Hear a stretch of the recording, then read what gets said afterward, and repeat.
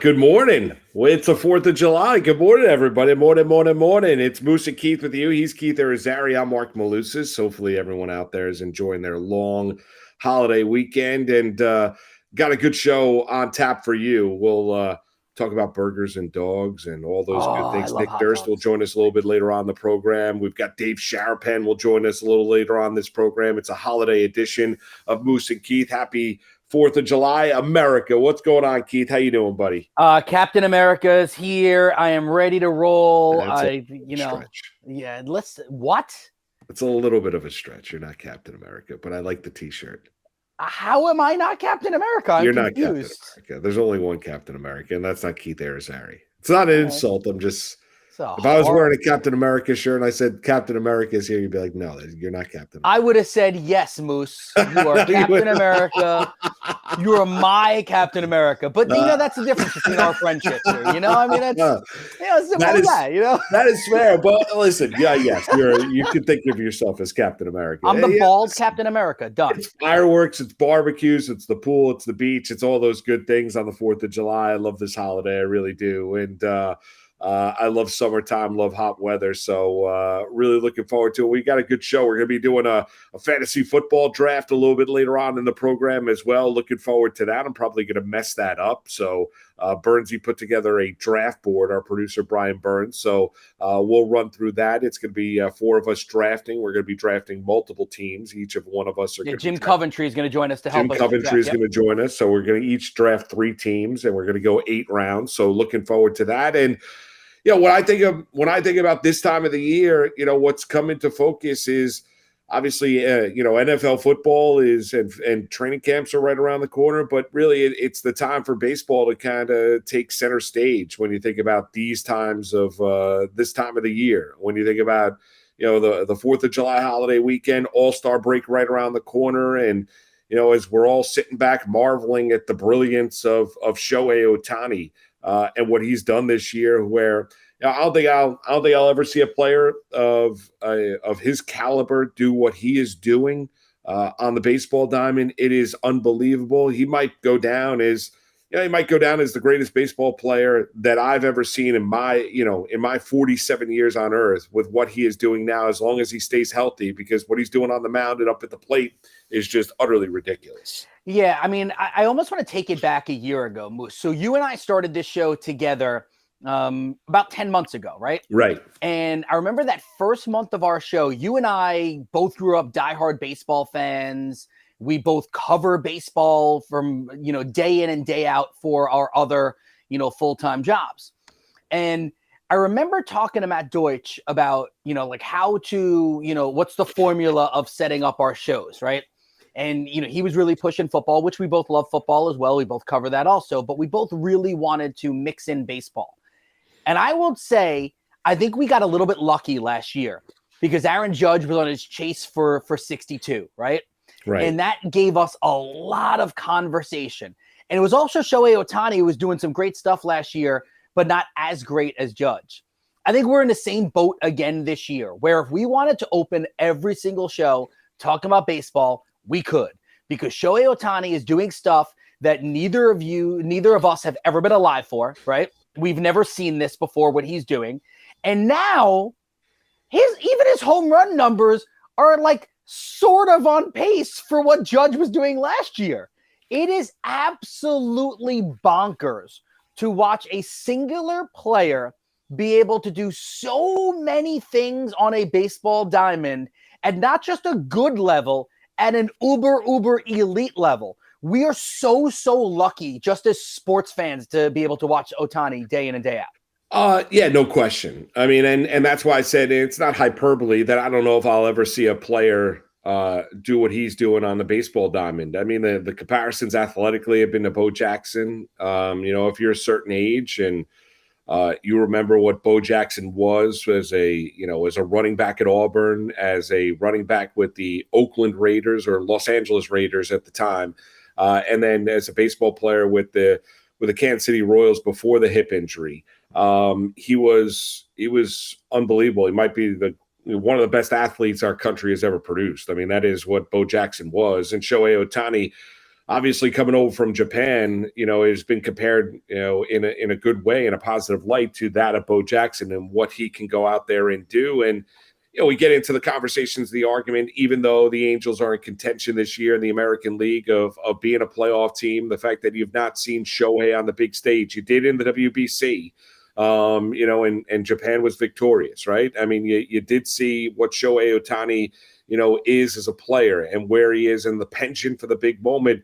You want to see that more in Major League Baseball. You get into the conversation about where Shohei is going to end up at the end of this season and how much is Shohei Ohtani going to make in MLB free agency and what's the number, $550 million. I mean, it's utterly ridiculous. You and I are both, live and we work on the East Coast. It would be great to have him in the Eastern time zone. I get he has a pension and has a desire to stay out West. Maybe that desire still remains when he hits free agency. Who knows? But, when you see players that are different, and in every positive way, that is what Shohei Ohtani is as a baseball player. He's just somebody he's breaking boundaries. We've never seen a player be as dominant as he is as an offensive player and as a pitcher, and how physically demanding that is in the age of load management, in the age of where basketball players aren't playing 82 games, and where guys are being given days off in Major League Baseball. And you don't see it as much in the National Football League, given the schedule that they have. You don't see it as all that much in the National Hockey League. But we've talked a lot about load management. Just kind of in that spectacle, look at what Shohei is doing, and you marvel even more with the amount of pressure that's on his shoulders, with the amount that he takes on game in and game out for the Angels, and the amount that he goes out there and produces. It's just remarkable. Yeah, I mean, how about the fact that so he pitches and comes out of a game because he had a little crack in his nail, right? So he comes out, you're like, uh-oh. Well, first, you don't know what the injury is. You're like, I really hope it's nothing with the arm, nothing, whatever. Yeah. Comes out, sits down in the dugout, and that's it. Sits down in the dugout and gets ready to hit again, and then comes in and hits again. So it's not even like he gets taken out as a pitcher, and it's not like, all right, my day is done. Let me just chill. I'm going to go hang out. No, he stays in the game and still hits. And I think something you said really hit me there too, because we've seen this with Mike Trout over the, whatever it is, 10, 11 years of his MLB career. Has he been in baseball 10 years already? I think it's 10 years, right? Wow. I think this is year 10. Because he's been, top 5 in MVP voting, I think 7 times. And I think it's 10. I could be off by a year or two. But anyway, so around a decade, right? We've seen Mike Trout, and we never get to see him in the postseason. And Shohei, we hope that we're not in that same boat. It feels like if you want to do the sport crossover thing, God bless. Thanks. Connor McDavid is the best player in hockey right now, right? Yes. 3-time MVP, just won his 3rd MVP. And while they went to a conference final 2 seasons ago, the Edmonton Oilers, for the most part, have failed on the national or international landscape to showcase us, Connor McDavid, as a world. We got to hope that we don't have that issue with Shohei Ohtani. Like, we need, as a sports fandom, to be able to see Shohei Ohtani in all those big moments and, have a chance to win a World Series like that. I think I hate to say we deserve it, but like, we need it, and I want it, and I need it. Like, I need to see more Shohei. Yeah, and you were off a couple. He's been in the league, amazingly enough, Mike Trout, 13 years. Don't disagree with anything you say about. Okay. Yeah, Ohtani being on that big stage. It's more of a knock on what think about that. If you're the Angels, and when people have said it before, you've had Trout and Ohtani, and I understand Trout has not been the epitome of health over the last 5 years of his career, but still, you've had those guys in the program with your organization, and you've not been able to be a successful team on the diamond. You've got to do a lot wrong in order for that to happen, and we know the Angels have done a lot wrong. We do know this. Shohei Ohtani is going to be at the All-Star Game. His starters were announced. And in the American League, you've got Jonah Heim for the Rangers, Yandy Diaz at first base for the Rays, second base Marcus Semien of the Rangers, shortstop Corey Seager of the Rangers, third base Josh Jung of the Rangers, DH Shohei Ohtani. The outfield is Trout, Arozarena, and Judge. And I would not expect Aaron Judge to be a participant in that All-Star game, and as he's dealing with the toe injury, and he's got a ligament tear, and they're not exactly sure when Aaron Judge is going to be back in the outfield for the Yankees. But to the victor go the spoils. The Rangers have had a really, really successful first half here as we start with the American League, and they've got 4 different starters when you're looking at the AL. Yeah, and I think that something you immediately jump out to with the Texas Rangers is the fact that it's a team that scores a lot of runs, over 6 runs per game, and runs sell, and that's what people catch up to. Jonah Heim, a young catcher, love him. And then Seager and Semien, very happy for both of those guys. Josh Young, he's the rookie in I mean, listen, I don't know if he'll win Rookie of the Year in the American League because Yoshida is going to get a lot of votes, but Young has been awesome, right? He's been great. Rosarena's been fun. Trout, happy for him. Shohei's the guy. Love it. I think the American League starters look fantastic. I don't really have an issue there. And I'm not a big, who got snubbed guy because usually it's if you say this, Dave Johnson got snubbed. Okay, well then who did he deserve it over? That's usually an issue for me. What about in the National League? Murphy, Freeman, Arise, who obviously is flirting with 400 for the Marlins, Arcia, Arenado, Martinez, Acuna, Betts, and Corbin Carroll for the Diamondbacks are your starters in the National League. Any issues there? Even though, and I'm with you, Keith, I don't get – I like the All-Star Game. I think of what is a exhibition event. I do think the MLB All-Star Game is the best of them. The Pro Bowl, whatever variation, has been a disaster for the National Football League. I like the skills competition more than I like the All-Star Game when it comes to the National Hockey League. Yep, I agree. NBA is fun. But I think MLB is kind of different. It used to be a little bit more special when we did not have interleague play and we did not have the coverage that we have now. I'm dating myself a little bit. I'm in my mid-40s now. So you look at the very fact of, there was not the MLB package. You could not watch games all across the country. So you see guys that you don't really see all that often. You see players that you saw when they were coming to town to take on the Yankees or were taking on the Mets. That's when you saw them. You didn't see it as much as you see them now. With all that being said, I do think it's the best exhibition of the 4 major sports when you look at the All-Star Game, because I think it's the thing that's the truest to the actual game. Yeah, I would agree with you. And it's funny, truest to the actual game. In an era where we see starting pitchers typically go 5, maybe 6 innings at most, in the All-Star Game where you're getting the pitchers only get 1 inning or, 1 1/3, 2 innings. Yeah, 2 innings. It's kind of true. Right. You pitch that Sunday before you're not available. To pitch in the All-Star Game for sure. I don't have an issue with the National League. I really don't. I think even though the Cardinals have been dreadful this year, Arenado is deserving as your starting third baseman. I think Carroll out in Arizona has had a really good year, and the Diamondbacks have had a really good first half. Mookie Betts and Acuna is a guy that's played like the MVP of the National League. How good, and he looks like he's all the way back. Clearly from that ACL injury that he suffered a couple of years ago. He is on pace for 35 home runs and 70 stolen bases. Literally something that's never been done in the history of baseball. So, as much as we want to talk about what Shohei Ohtani is doing right now and we've never seen it, Ronald Acuna Jr., actually, it's funny. You mentioned Bo Jackson, right? I think that Acuna Jr. is similar to that, too. When you think of, Herculean players that are doing things that normal human beings – and actually, let's up the ante. Normal athletes are not able to do. Acuna Jr. may steal 70 bases and may hit 35 or 40 home runs. Just let that marinate for a second. Yeah, he's unbelievable. Sick. Well, it's a holiday. It's baseball, and you know what, Burnsy? Let's see the Ohtani home run from last week, because how do you not? Shohei with 28 home runs leads the majors. High fly, left center field. Shohei dazzles the crowd one more time. A franchise record, 14th home run in the month of June.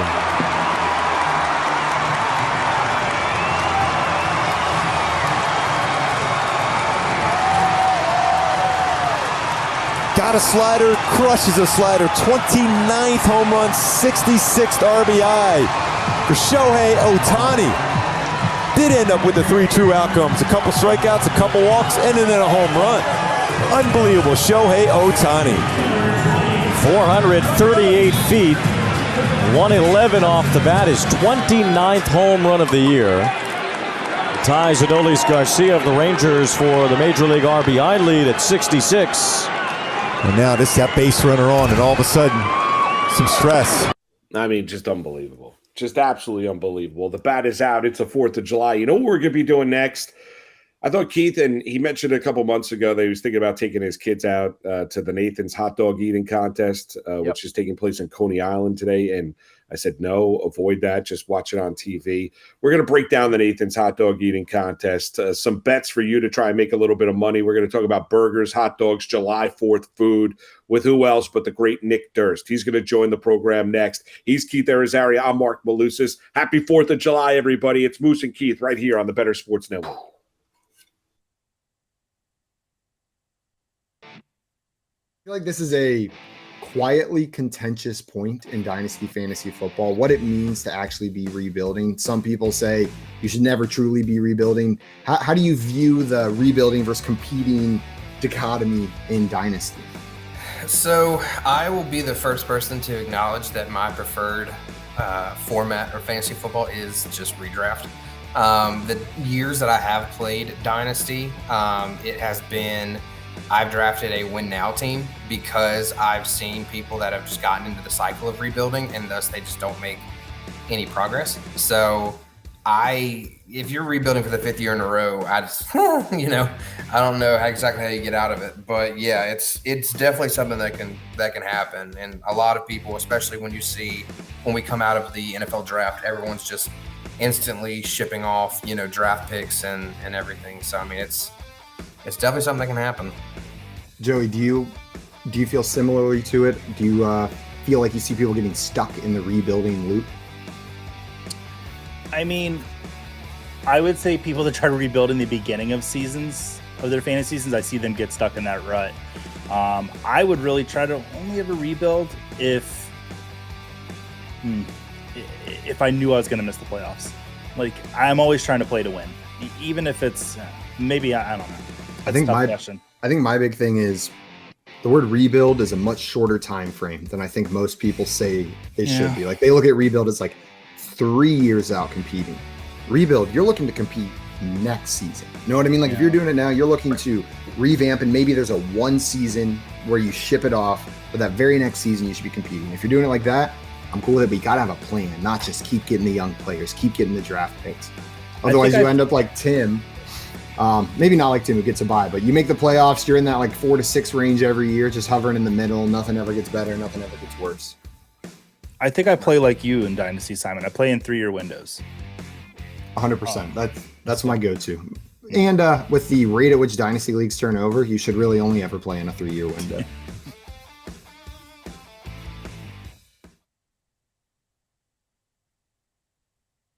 Sensation. Today I'm at the Hard Rock Casino back at the Fresh Harvest Buffet. It was awesome last time. I'll show you what I'm having to eat and I'll give you my review at the end.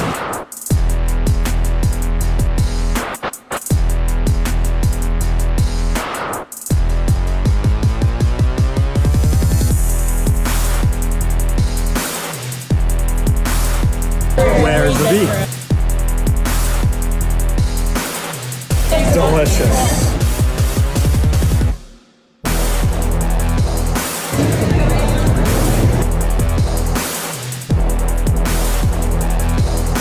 It's all so good. I'm getting full.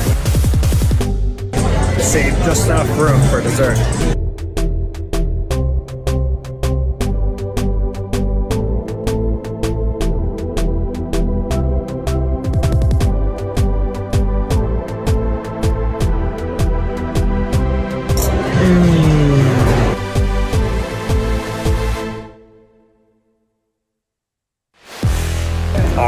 Just finished eating, absolutely stuffed. That's a sign of a good time and a good place to eat. If you're coming to Atlantic City and you're not eating at the Harvest Buffet at the Hard Rock, you're doing AC wrong. Want me to review something for you in the future? I will. Let me know. Just send me a DM. America.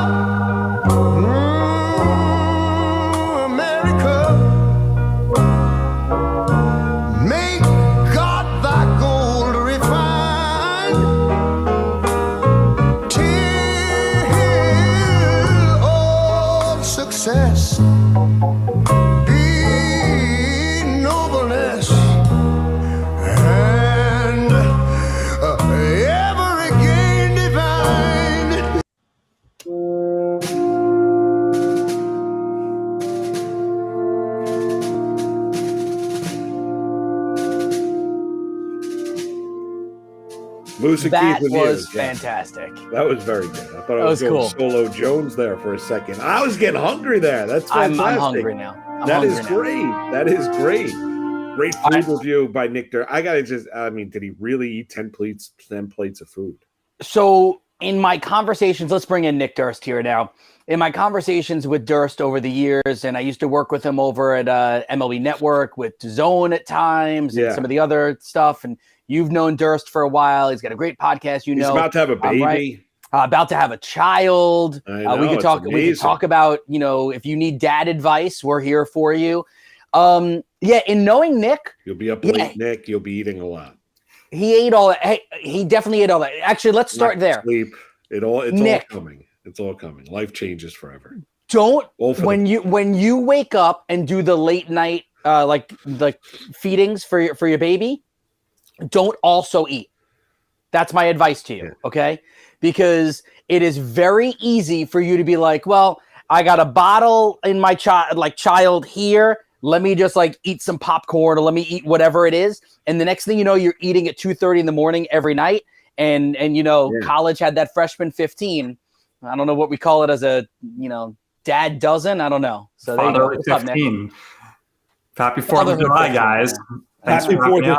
You got it, Nick. Happy 4th of July. So the review down there, let's talk a little bit of 4th of July barbecues. Yeah. Right? How do you do it right?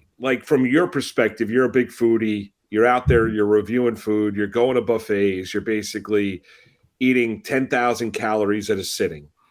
What's a proper barbecue on the 4th of July? Yeah. Give me the particulars. What do you need to have on a proper 4th of July barbecue? Well, first, you got to get your mind and body right. So what I've been doing here for the last 8 days is I have not been eating any carbs. I've dropped 6 pounds in preparation of this event today. So you got to be ready mentally. Now, as far as the food goes for the guests, of course, you have to have the hamburgers, you have to have the hot dogs, got to have some ribs, got to have some chicken. And that's the core staples. You can get away with just that, some steak, sausage as well. And then from there, it kind of just depends on where you are geographically, what your background is. I think you need to have some sort of pasta in there. Do you have to have a pasta and a potato salad? Do you need to go coleslaw? Salad, maybe some focaccia bread. That's what we usually have. I say got to have some chicken franchise out there, maybe some eggplant parm. You got to go big, but it all depends on the size of your event. That was my video from last year. Stuffed thinking right now. That was about 35 people. So you got to have a lot of food. The more people, I understand, but that looked like a spread for a wedding. You had you should have seen my wedding, Moose. I understand. You had not only the Italian section, but then you had everything. Did all that food go? Was everything eaten? That was an enormous amount of food. A lot of it went. And this was a great job by my in-laws going back there today. They always go crazy on the holidays. And not all of it went, but that's good for me because leftovers, I don't have to cook for 3 or 4 days after these big events. I got you. So burger or dog? You have go-to, are you going seeded bun, burger or dog? Where are you falling? No seeds in the bun. Sorry. Well, I would say seedless bun. And are you guys a toasted bun or straight out of the bag type of bun? See, I used to be a toasted bun guy, but my wife basically has gotten me off the toasted bun. I used to like to grill the bun a little bit to get a little and whatever. But my wife's like, no. It's funny, Moose, that you say that that Donna did that to you. Jody, same thing with me. I used to love a grilled, I put the bun on the grill. I used to do it. I did it for a couple barbecues. She's like, what are you doing? Yeah, never same do that here. Again. Yeah, never do same that here. Again. So I don't do it either. Yep. Burger, I'm a cheeseburger guy. And for the hot dog, I love caramelized onions, sauerkraut, and mustard. I'm not against ketchup, but I think mustard is the way to go with the hot dog. Can we dive into that? All right, so I'm glad that you said you're not against ketchup. What do you make of this ongoing debate that if you put ketchup on your hot dog, you're gross? Well, I grew up in a mustard family with hot dogs, but I married into a ketchup family. So I've kind of come around, and it's a weird thing. They just said, I asked, why don't you have mustard? And they just didn't grow up with mustard back in Brooklyn. It just for some reason wasn't a thing. And, Didn't like the condiment. right.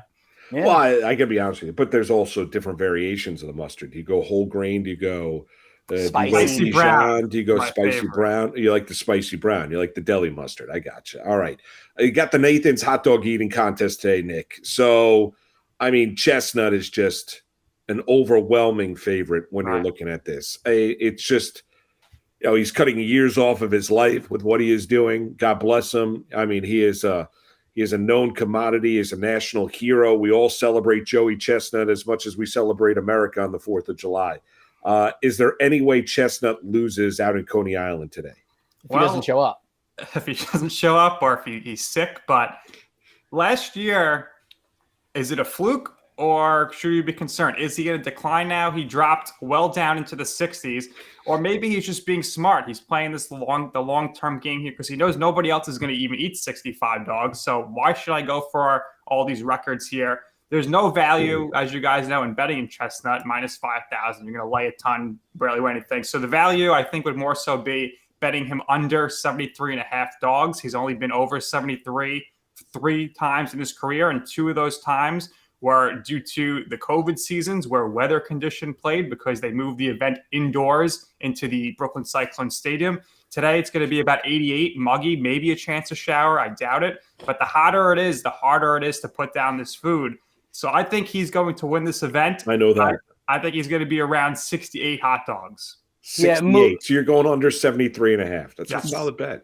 Definitely go under here. And Moose, what you don't know about me either is that I'm a big hot dog eating contest aficionado. Early on in my broadcasting career, I actually covered a few of the qualifier events for Cablevision back in the day. Yes, that is a fact. I didn't even know there were qualifier events. Oh, there's qualifier events. Yeah, Ed Cookie Jarvis and I became buddies after one of the events, and we still talk every once in a while.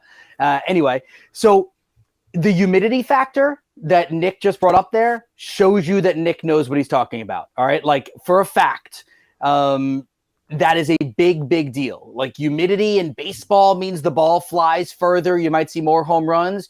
Humidity in eating, it gets the eaters a little lethargic, and it makes it just a little bit more difficult for them to eat quickly. Yeah. And that's why on the days where you see humidity are the days where you'll see the hot dog eating numbers go down a little bit.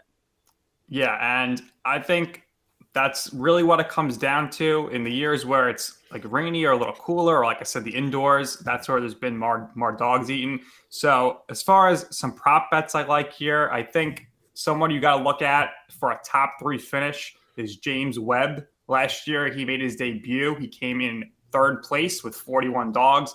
He's been on the training now. He's been in the circuit, the qualifiers. He's been pushing 50. He's been getting 50. So minus 150 for a James Webb top 3 finish. And then the place you can really make your money, because it's even odds both way, minus 120 over under, is a combined total of hot dogs in the Nathan's hot dog eating contest between the men's and women's. So that's Miki Sudo, who is always dominating the women's. The only time she didn't win is because she wasn't there because she had a kid. She was pregnant, yeah.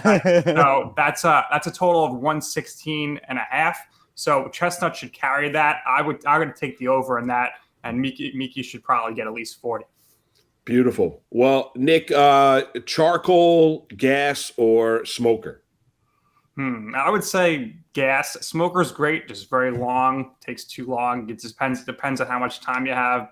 Charcoal, I don't like the taste of the charcoal, so I'm out on that. You're out on that, so you're going gas grill. Well, enjoy the 4th of July barbecue today. Keith, I'm glad you didn't go, because you would have missed the whole rest of the day with traffic. I think Nathan's hot dog eating contest leaving there is probably going to be the worst traffic. It's going to be worse than leaving MetLife Stadium, worse than Yankee Stadium at Citi Field, because you would have been sitting in the car on surf and still while not moving for about 5 hours. You could have stopped and got some pizza. I could have stopped and gotten food. Yeah, I mean, listen, the ultimate decider was, do I go to the hot dog contest or do I hang out with you guys? No, hang out with you guys. Yeah, well, that's exactly. Well, I understand. Which is not enjoying my. You are enjoying your life. Right in the heated pool after this. Keith's got jump right in the heated salt pool. Water. That's it. Oh yeah, it makes the skin glow. Yeah, that's exactly right. Throw the burgers and dogs on the grill and get ready for the Irizarry party and bring in some fireworks. Are you a firework guy in Durst? personally, I don't do them, but I love watching them. And since I would say 2020 here in New York City, nobody's really enforcing the rules of illegal fireworks, and they are going off like crazy. So no need for me to go watch the Hudson River show. I could just look out in my backyard and see all the explosives. But Keith, you're a new pool owner. So have you experienced any issues where the next day you were scooping out with the skimmer all the fireworks out of the pool? Because that's a big issue here in Staten Island where I am. Last year we did not have the issue with that, but I will tell you that last year was boring. No. Hold on. I got a story for you. Last year, the day after, on July 5th, we're in the yard and we hear this big, huge explosion. I mean, honestly, it sounded like a gun going off. One of our neighbors, a house and a half away, decided to set off a firework in his own yard, and it didn't point up. He pointed it this way, and it went straight into his shed. Oh, jeez. And that was the explosion. Luckily, nothing caught on fire, but there was a big hole in his shed, and it definitely was a freaky thing. Like it sounded like an explosion. Yeah. Luckily, we're all good. Good enough. And you're here today, Nick. We're here. Have a good 4th of July, brother. Good luck with all your bets in Nathan's hot dog eating contest. All right. Thanks, guys. Stay safe and stay full. Happy 4th of July. Yeah. You got it. We kicked off the program this morning talking a little bit about baseball and the brilliance of Shohei Ohtani. How do you not talk a little fantasy football? You know what we're going to be doing next? Jim Coventry is going to join the program. We're going to do a little fantasy football draft. Yeah, and don't forget, July 4th is the best time to kind of start preparing for your fantasy football season. Fantasy Alarm's all-pro subscription. It's everything you need to win, including the Fantasy Alarm Fantasy Football Draft Guide, your cheat sheet, one-stop shop for dominating your drafts. You're authored by all these fantasy winners, amazing proven fantasy winners. We can help you with your dynasty leagues, redraft leagues, best ball, and more. $26.99 if you want to purchase it, or you can get it free with a monthly or annual all-pro subscription to Fantasy Alarm. Start your free 7-day trial of Fantasy Alarm All-Pro. Get immediate free access to the draft guide. You can go to fantasyalarm.com. Jim Coventry, RotoWire, joins us next. It's Moose and Keith. Happy 4th of July, everybody, right here on the Better Sports Network.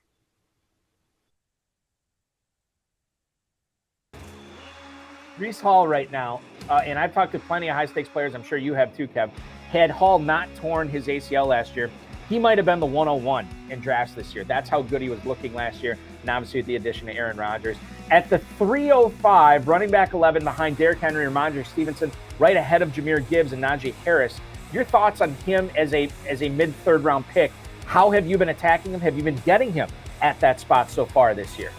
Yeah, if I start out with 2 wide receivers, Breece Hall is right at the top of the queue coming into the third. If I knew he'd be healthy for week 1, I was still a little. Well, he'd be going higher than the mid third. Right. He may go 101 or well, RB1 at least. Yeah. But I don't think we know that even if he's healthy in spring and the summer. Mm-hmm.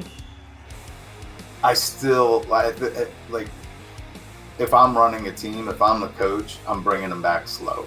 Like he's on a pitch count. Like I want him for the end of the season because I got Aaron Rodgers for the playoffs, right? Like even if he's fully healthy, I would work him in slow. But that is actually what you want. Like he's still going to get the high value touches. So yeah, if we know he's healthy, he's a first rounder. So like if he's sitting there in the third, especially when I get 2 wide receivers to start, I'll take Hall all day. Yeah, it almost makes me think that the uncertainty with Breece Hall has made him unfairly fall too far, right? Like because we're talking about the team here in June. They're still hoping that he's ready for week 1. This is not, oh, we'll see what happens. Oh, we're taking it day by day. Oh, we're liking how he's coming along. No, they still think by week 1. And the fact that we have that timeline, I think, maybe bumps him up, especially as the drafting season gets deeper and deeper here in July and August. Maybe we start seeing him go up the boards as well.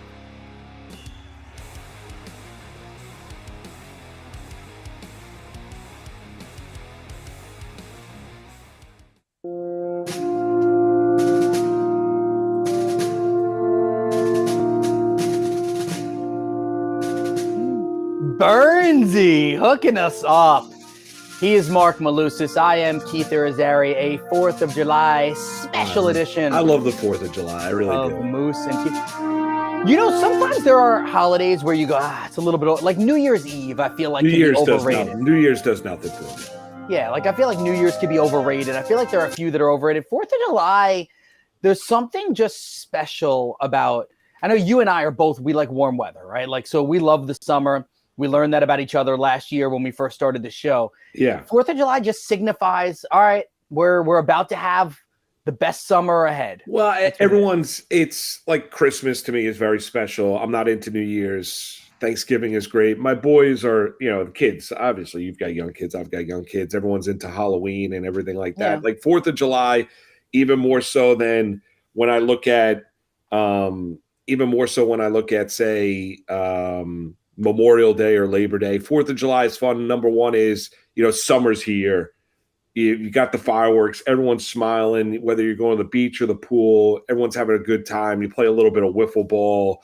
In the backyard, you have some fun. You take a nice walk with your kids. Everyone's like you got the American flags out. You smell the barbecues in the air. Like, it's just great. You wear your Captain America t-shirt. Yes, no doubt. And then because you you get are told, Captain America of the Moose and Keith show. I'm the bald Captain America. There's no you know what? I question. bet you our next guest will agree. Jim Coventry, RotoWire, joins us now. Jim, would you agree that, like, me saying that I'm Captain America, doesn't it feel right? It does, right? It feels good, doesn't it? It feels right, and there was a 30% probability I was going to have that same shirt on today myself. It would have been 2 bald Captain Americas. That would have been a spectacle. Oh, and Moose would have felt all left out. Him and his nice hair. Ooh, I look glorious. Well, can I ask you, because I think it was basically Keith was on his honeymoon when he decided to shave his head. When Jim because honestly, like maybe there comes a point in time where I need to. I'm not there yet. But when did you decide to basically say enough was enough and I'm going bald? Well, it's a funny story because my hair was awful. I mean, it was so bald in the back and I looked like ridiculous. But my wife always said, well, I want you to have hair. So I didn't really feel I had much of a say in it, which I didn't. Finally, a few years ago, my daughter at the time was 11. She's like, dude, cut your hair off. and my wife bought in, and wow, it's been so much better. I mean, so Jim, your wife basically said, no, you're not, you can't shave your head. You have to have hair. Pretty much. That's awesome. Usually it's the dude. It's like, oh no, I got a little bit of hair. It's fine. No, it's usually the dude. In this case, it wasn't. Yeah. And it's funny that you said, and my situation was totally different. Like, I still had a full head of hair. I had one little spot that I noticed was going a little bit lighter, but totally could have probably held on for a few more years. And my wife, Jody, we had just gotten married. We're on our honeymoon. She goes, why don't you just buzz your head? And I'm like, yeah, let's do that. So I buzzed it first, did that for a full year, and then finally went to the razor and really, went all in with, shaving cream and the razor. Yeah. That's how I rolled. Yeah. That's a great way to open a segment.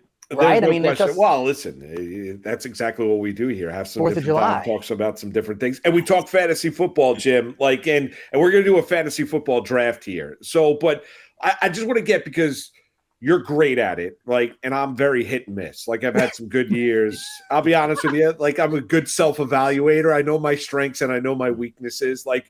For anyone out there that's looking to set up a successful fantasy football draft, are there any kind of parameters, Jim Coventry kind of rules that you think you need to follow to set up a draft? Or have a successful draft? To have a successful draft. So here's my one core belief.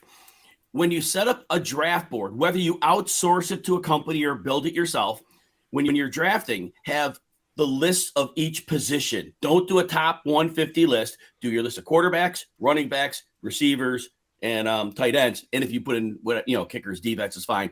But then as the draft's going, delete out the players so you could see where the fall off is going and when you feel you need to address a particular position. The more comfortable you are with that draft board, and if you do some extra drafts, it makes it even easier. But even if you're just doing one draft, I think having that player position list, that helps you navigate the draft so you don't miss out on a position when it was moving a little quicker than you'd like. Yeah, I agree. One thing that I always throw out there too is I will, like, if there are deep players like sleepers and stuff that you really love, I have a list of that also, because once I get to a certain spot in the draft, I don't want to like accidentally forget one guy that like I've been studying and I'm like, I love insert name. And the next thing you know, someone drafts him. I'm like, dude, I just forgot I meant to draft him. Like, so I keep that list too. You know, Keith, and the thing is, I use a Google Sheet, and I just have a new one for every draft. Yep. And in the case like what you're saying, you just take those players you really want to earmark, and you just put them in red font, put them in a different or highlight them, because then you have your list, coding. Right? And then that's just a little indicator on your sheet, because I think that's a great point you add. There's gotta haves, and if you want those, just color code them. Make sure you don't, fall away from them. Yeah, one of my guys last year was Tony Pollard. And like every single draft that I was in, I had him listed as don't let him get away from you. And I got him in almost every draft. So I was happy with that. All right, so we're going to do a draft today. Yeah, so I'm going to lay out the parameters. It's a little bit different. It's really just to kind of let people who are watching right now get a feel of different ways to draft. So feel free to do a little bit differently for each one if you want to. So what we're going to do is we're going to bring Burnsy in, our producer. So the four of us are going to draft teams separately. We're each going to draft 3 teams. So Burnsy made the order. So Moose gets pick 1. That's his first team. Pick 5. That's his second team. Pick 9. That's his third team. Jim, you have pick 2, 6, and 10. I have 3, 7, 11. Burns has 4, 8, and 12. Okay. And again, whatever you want to do, if you want to draft like the same type of way for all 3 teams, if you want to try a 0 RB for one and do like wide receiver, like whatever you want to do, that's fine. And let me give you the rules. So we're going to do 8 rounds: quarterback, running back, wide receiver, tight end, flex. We're not drafting bench players because otherwise we'll be here for way too long. We're hoping to knock this out in 25 minutes. Full point. Actually, Burns, did we decide? Are we doing half point or full point PPR? Half point. All right. So we decided half point PPR. And then while we're going, we'll make drafts and then we'll all interject a little bit about like why we made this pick or whatever. Anybody has any questions for each other? This really is not about being smarter than the other 3 people in the draft. It's about educating people who are watching. Okay. Yeah. All right. I think that's a good way to go. And with that being said, all right. So Jim, do you have any questions before we start this? You're ready good. To roll. Let's have fun. Burnsy, you're good. I'm good. I'm good. Moose, you are on the clock. You have the number 1 overall pick. And and by the way, Jim, Burnsy has a running sheet, a Google Doc. Jim's got it.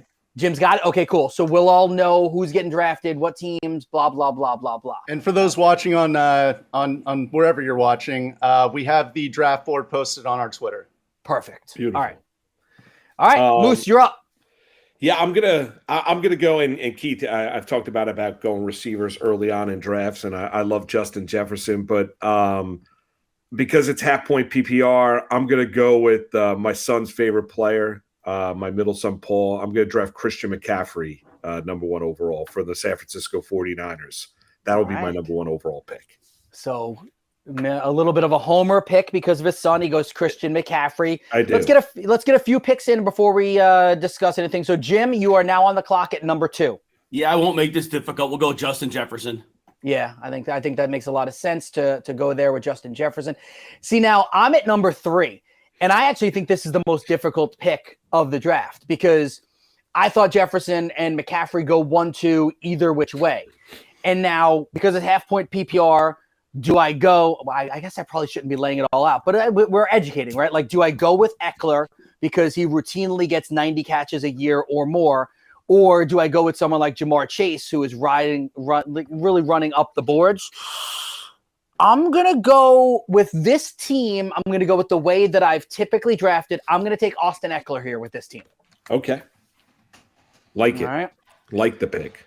All right, Burnsy, you're up next. I am so thankful that you took Austin Eckler because every draft I'm in, I feel like I I usually am in like the number 4 or 5 spot, and if he's there, you have to take him. And so I always end up with him. So I appreciate you taking him out of the way. I'll go with Jamar Chase. Jamar Chase. There you go. All right. 5th overall for my second team.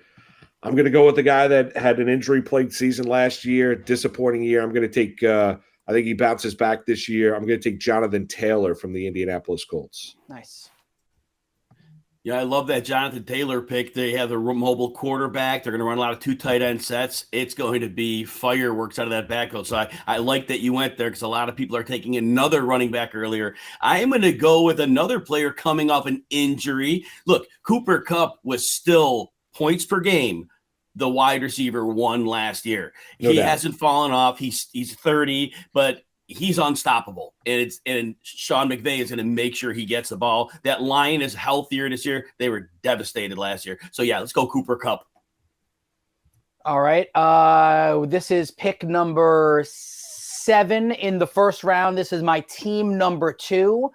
And I'm going to try something a little different with this team. So we're going to take the rookie Bijan Robinson here at pick number 7 with team number 2.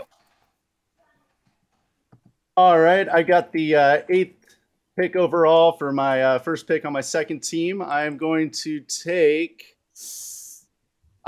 Travis Kelce here. It might be a little early. I was hoping he was going to my team number 3. Wow. Kelce. So, all right. So Bernsey takes Kelce. This is the first one where it's a little bit of a different trend here. So Jim, break this down. Kelce in the first round is becoming something that people do because Kelce gives you things that no other tight end can.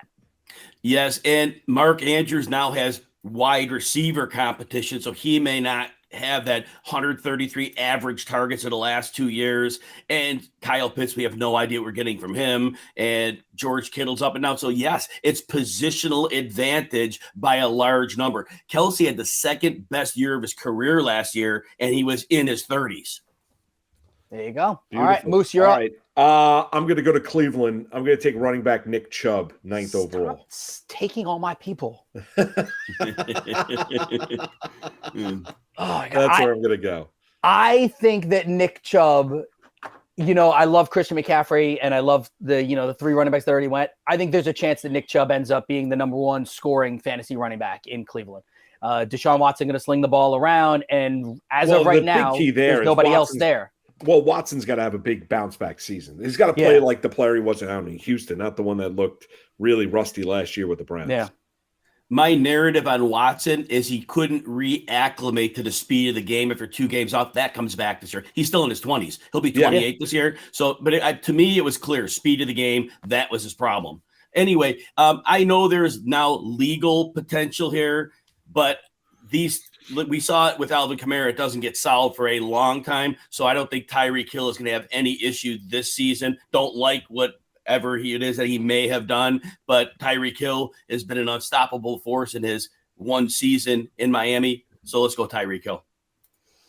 All right. So Hill off the board. That sets me So up Jim, can I just ask? Well, I'll ask you. Yeah, go ahead. Yeah. No, I was going to ask you. So you make it like, because you drafted 3 receivers with your first 3 picks. Is that something that you go into the rounds where you want to draft receivers early? This year, my focus has been on receivers. I know that any player can get hurt, but I just think running backs are getting hurt way too frequently. And if I could get a high value player in the first round, the probability of injury seems smaller. And that old cliche line, you can't win your league in the first round, but you can lose it. And if you get these running backs that get injured or bust out, I just want to take the receivers and take my chances there. Beautiful. And it's funny, and I'm thinking a little bit differently still because I think there are a handful of running backs that I clearly want on my roster. And then I think in that round number 2, the CeeDee Lambs of the world are guys that I can still put that are still number 1 wide receiver. So with that being said, I am going to be Uncle Keith to Moose's children. I think Gregory is the Giants fan, and I will take Saquon Barkley. There you go. With my pick on team number 3 for me at pick number 11. All right, I am going to. Gosh, this is getting tough. I will take AJ Good. Brown. We want it to be hard for you. AJ Brown, Eagles wide receiver. I think he has a big year this year. All right, so AJ Brown. Let me jump in there really quick. Are you fearful at all? And anyone can answer here, but I guess Burns made the pick. So Burns, you go first, and Jim, if you want to bounce in on this one also. AJ Brown, are you fearful at all that, so many mouths to feed, Devontae Smith, Dallas Goedert, and now they have 19 running backs that they have to feed? I'm not worried about it, but I'll send this one to Jim. What do you think? AJ Brown, since the year he came in the league, I called him Terrell Owens version 2.0. And I don't think they unlocked him to his potential. He had 1,400 yards. Look, he was seeing fewer targets than Devontae Smith in the second half of the season. So there's a chance that Brown sees more targets, not less. He won't see less work than he saw. They know how special of a player he is and that he changes that whole face of that offense. So that 1,400 yards, assuming health, that's his floor. Yeah, there you go. All right, Burnsy, you're up again. Snake draft. All right. I am going to go with there's been a little odd news coming out of Buffalo between Stephon Diggs and his quarterback, Josh Allen, but I'm going to go with Stephon Diggs. Yeah, I don't have a problem with that. I think they'll figure it out. I think he's going to be fine. All right. So I have my Saquon team here. So I have a running back for this team. Look, and there you go. So now I can get – so CeeDee Lamb is wide receiver 6 in most on most boards. A.J. Brown is wide receiver 8. So I can grab CeeDee Lamb there to pair him with Saquon. Bye week, I'm good. Yep, give me CeeDee Lamb. All right, CeeDee Lamb. So I started with Tyreek Hill here. Yes. And the receivers on the board are very strong. And there's going to be a bit of a drop-off at some point fairly soon. And I know he's a disgruntled employee. I know that Jimmy Garoppolo may or may not be there. But Devontae Adams is a superstar of superstars. And he's going to get the ball. They'll find a way. He's going to get his 1,300-plus yards. Pencil him in as a second-round pick. All right, so you went Devontae Adams. You just took my pick, Jim. I got to be honest with you. Nice. I love when people get sniped. I did. That's exactly right. All right, so with my Nick Chubb team, I am going to go – let's see. Hey, while Moose is thinking, can we who do we think is going to be the first person of us that asks to take somebody that's already off the board? Probably me. Yeah, my guess would have been Moose. Yeah, probably me. We should have made a punishment for it. Yeah. I'm going to go a little upside. I loved him last year, and he had a breakout season, and I think it's going to continue. And he's a dual threat, running and catching the ball coming to the backfield. I'm going to go to Jacksonville. I'm going to take Travis Etienne to pair up with Nick Chubb. All right, hold on. Before we move on, so Jim, I would say that's the first pick that is clearly ADP-wise not in that spot. How would you kind of decipher what Moose did there? Yeah, the aggressiveness of the pick makes sense from that perspective. I'm very concerned with the usage because last year we saw he had it was between week 7 and 9, they gave him a massive workload, and then they just dialed it down. And then they bring in Dearness Johnson and Tank Bigsby in the draft. It's a clear sign from the organization they want to limit his workload. When he gets the ball, he's insanely good, 5.1 yards per carry, 9 yards per catch. Insane. But he only had no more than 3 catches in any game. So drafting Etienne is going to be a vote of confidence that they are going to ramp up his receiving usage. Because if he's getting us at a 1 to 3 catches a game, if we're looking 3 to 7, now it's a different stratosphere. That's what it need to happen. And it can happen if they decide to go that route because Etienne came into the league profiling as a great receiver. All right, Burnsy is up. He's already got Kelsey on this team. So let's see where he takes us now. I'm going with the big man, Derrick Henry. All right, so the quiet crickets there. Jim, let's bounce this one again back to you because I've had this conversation with a lot of people in this industry about Derrick Henry.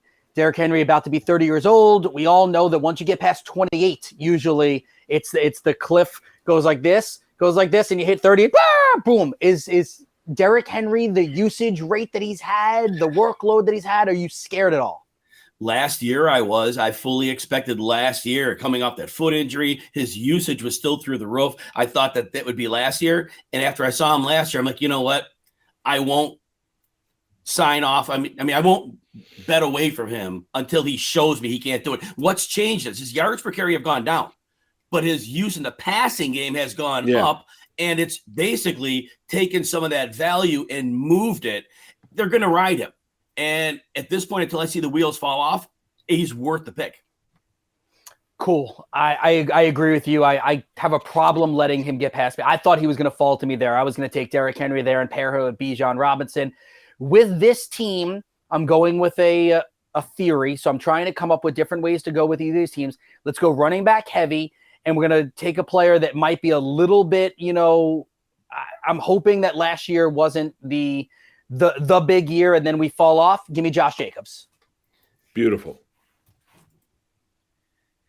I have Cooper Kupp on team 6, and there are 2 players on my board where the value is just so good that I can't let them go by here. I'm not going to worry about position at this point. Look, Garrett Wilson had 1,150 yards roughly last year with horrible quarterback play. He caught like 82 of 147 targets. That's how bad. And it wasn't him. It was the passes. But we know Aaron Rodgers will feed his alpha. And they don't even have, in my mind, a legitimate number 2. Allen Lazard can block. Hardman's a gadget guy, maybe. So Garrett Wilson is going to get fed. So I love him in the second round. All right, you're taking Garrett Wilson. I'll go out to San Francisco, just checking the bye weeks. I'm going to take wideout Deebo Samuel to pair up with Jonathan Taylor. Nice. Okay.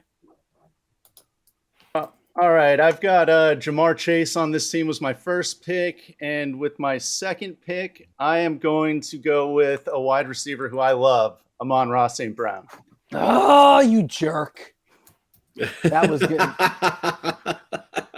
It's a good pick when people start calling names. No doubt. Come on. He's been going in the first round of like every draft I've been doing. Like he's going in the 11th or the 12th pick, like everywhere. So this, based on recent drafts, that's phenomenal value.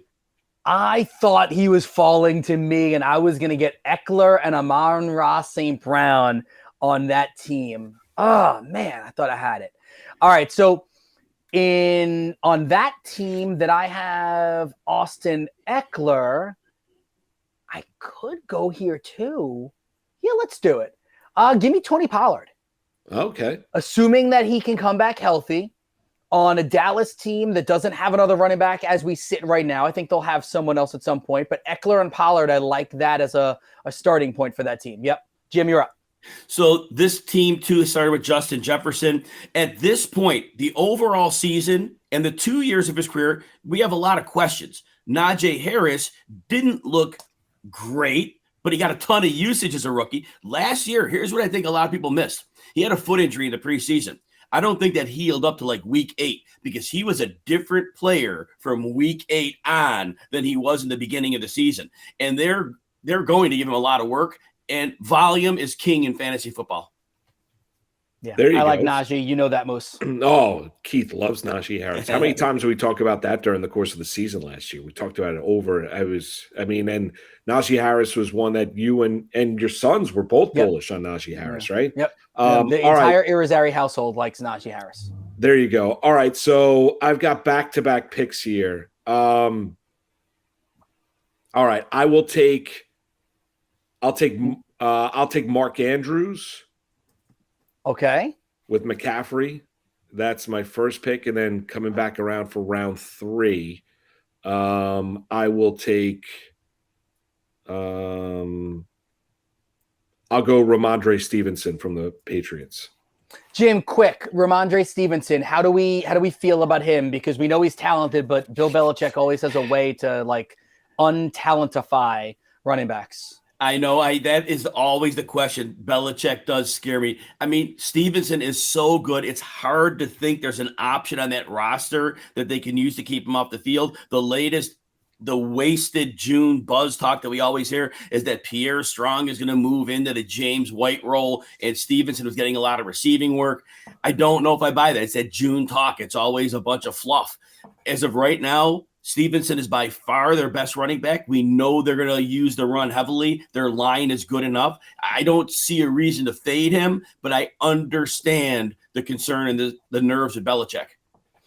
All right, so Jim, you're on the clock, and I'm coming up after you. By the way, I'm going to be really annoyed if you take the guy that I'm waiting on right here because I think it would really round out my first 3 picks on team number 3. So go ahead, and if you pick the wrong guy, I'm going to just ask Burns to cut you off. Go ahead. Yeah, I think Burns won't cut me off here because I don't think you're taking Jalen Waddle here. I am taking Waddle. What is wrong with you? Oh my! I don't know. Hey, Jim, it's been nice having you on today. Yep, bye, guys. Have a good one. I don't know if Tua's going to play the whole season. I don't know if he's going to get hit and he's not going to be able to make it through. But they get the ball in these guys' hands quickly, and Waddle has an amazing floor, as Keith knows. Yeah, I do. He was going to fit perfectly on that team. He was. Oh, man. All right, I need a wide receiver here, and I know because no. Let's go with a wide receiver here. Give me T. Higgins. I'm fine with that. T. Higgins, I think he'll still get 1,000 yards in Cincinnati. They're going to sling the ball around. He still fits there. He's not Jalen Waddle. He's not doing this move at all. But I'll take T. Higgins. Burns, you're up. All right. On this team, I have Jamar Chase and Amon-Ra St. Brown. So I'm going to go with a running back. I'm going with Breece Hall from the New York Jets. Interesting. I'm a little fearful that he'll miss the first couple of weeks of the season, but all right. Yeah, I'm a little fearful with that with Hall. I'm a little fearful about exactly where he is physically coming off that ACL injury. All right, I'm going to go wide receiver here. I'm going to go with a new quarterback down in New Orleans. I'm going to go Chris Olave. Nice pick. I like it. That's on your Jonathan Taylor, Deebo Samuel, Chris Olave now team. That Correct. is Moose's team number 2. Jim is up. He's got Cooper Kupp and Garrett Wilson already on this roster. Does he dare go with a 3rd wide receiver and round out his 3 wide receivers on this team? He dares. Yeah, he definitely dares. I look at the running back board and look, last year, I talked earlier, and I'm not going to go long on this, that Deshaun Watson, I don't believe, acclimated to the speed of the game. I think that comes back. Amari Cooper is an amazing receiver, and he is going to be the alpha in that offense, and they have other good options, but it's going to be about Cooper. And I think Cooper has a career year here, so I'm going to go with Amari Cooper. Good pick. I like it. That leads me, right? All right, so I got Bijan. I got Josh Jacobs. I got 2 running backs there. Got to mix in a wide receiver. I think he's going to have a big year this year. This might be a little bit of a reach, but I'm going DK Metcalf here. I can't quit myself of DK. I keep coming back to him. Give me DK Metcalf. All right. On this team, I have Travis Kelce and Derrick Henry. And you've got the biggest team. Yeah, biggest, exactly. bulkiest. Yes. Yeah. By weight, I'm winning. I will go with. Let's go with Devontae Smith, wide receiver from the Eagles. Nice. Probably get 1,000 yards. Okay, Moose, you're up. Chubb and ETN already. Chubb and ETN. I'm gonna go. I need to go wide receiver. I think it's going to be a bounce back year. I'm a little bit of a reach for me, but I need a wide out. I'm going to go out to Denver. I'm going to take Jerry Jeudy. Okay. All right. At this point, I have Tyreek Hill and Devontae Adams on team 10. The receivers think there's a big glut right now where they're kind of equal, so I don't really think I need to go with the 3rd one. The problem is I don't know that a running back is worth this exact pick. The fantasy community's down on him. I don't see why. I think Aaron Jones is going to be just fine as a runner and receiver, and so I'm just going to make it easy and go with Aaron Jones. I think that's a great pick. Yet another guy that I was looking at. You just continue to take all my players. All right, so on this team right now, I have Saquon Barkley and CeeDee Lamb. This is my 3rd team. Give me a little bit of a reach here. I am going to go with the rookie in Jahmyr Gibbs here. to put him into that lineup. Like it. All right. Now I've got back-to-back picks on this team, and so far I have A.J. Brown and Stephon Diggs. So I am going to go with Mark Andrews. No, taken already. Taken already. All right. I lost the. So it wasn't Mark. It was It wasn't me. It was Bernsey. Wow. It was Bernsey. And Bernsey, make sure you throw Gibbs into team 11. Yes, I will. So I'm gonna go with Kenneth Walker from the Seahawks. Nice. Yeah, another one I'm a little scared of, Jim, because I think there could be a platoon there. Yeah, so it's there's gonna be a lot of narratives on this one. Yeah. My first narrative was Kenneth Walker's a little boomer bust as a runner, but he was their guy. And I think they were happy with him. But I think Pete Carroll wants to run the ball and play defense. And they realize when they look at their roster, it's Kenneth Walker, then it's DJ Dallas. I think Zach Charbonnet, my narrative is that they have to have a running back if Walker goes down. Now, Charbonnet's going to get work. I think Walker is the lead, but there are plenty of other narratives where they're in a strict timeshare. If that happens, this is a problematic pick. If it's my narrative, this one works out. Gotcha. Okay. Burns, your second pick with this team. I'm going Josh Allen. Oh, nice. Quarterback. First quarterback off Diggs. the board. Josh Allen. There you go. Nice. And I'm going to follow suit, and it's not because you did it. I'm taking Mahomes there with the Barkley, Lamb, Gibbs team. I think he fits perfectly with that squad and what I'm building on that team. So I am going to add a third receiver to Team 10, and DJ Moore has had 1,150 yards or more in 3 of the last 4 seasons. He hasn't had good quarterback play in any of that time. I believe that Justin Fields is going to be decent this year. I believe he's a massive upgrade on anything Moore has had, and I believe Moore is an elite receiver. I agree, by the way, on DJ Moore. Yep. I'm going to go with a guy, my next pick, that's been productive no matter who's the quarterback. We're going to go down to Washington. I'm going to take Terry McLaurin. Scary Terry. Yep. So all right. Chubb, Etienne, Judy, and McLaurin there. Okay, cool. On teammate, I have Travis Kelce, Derrick Henry, and Devonta Smith. So I am going to go with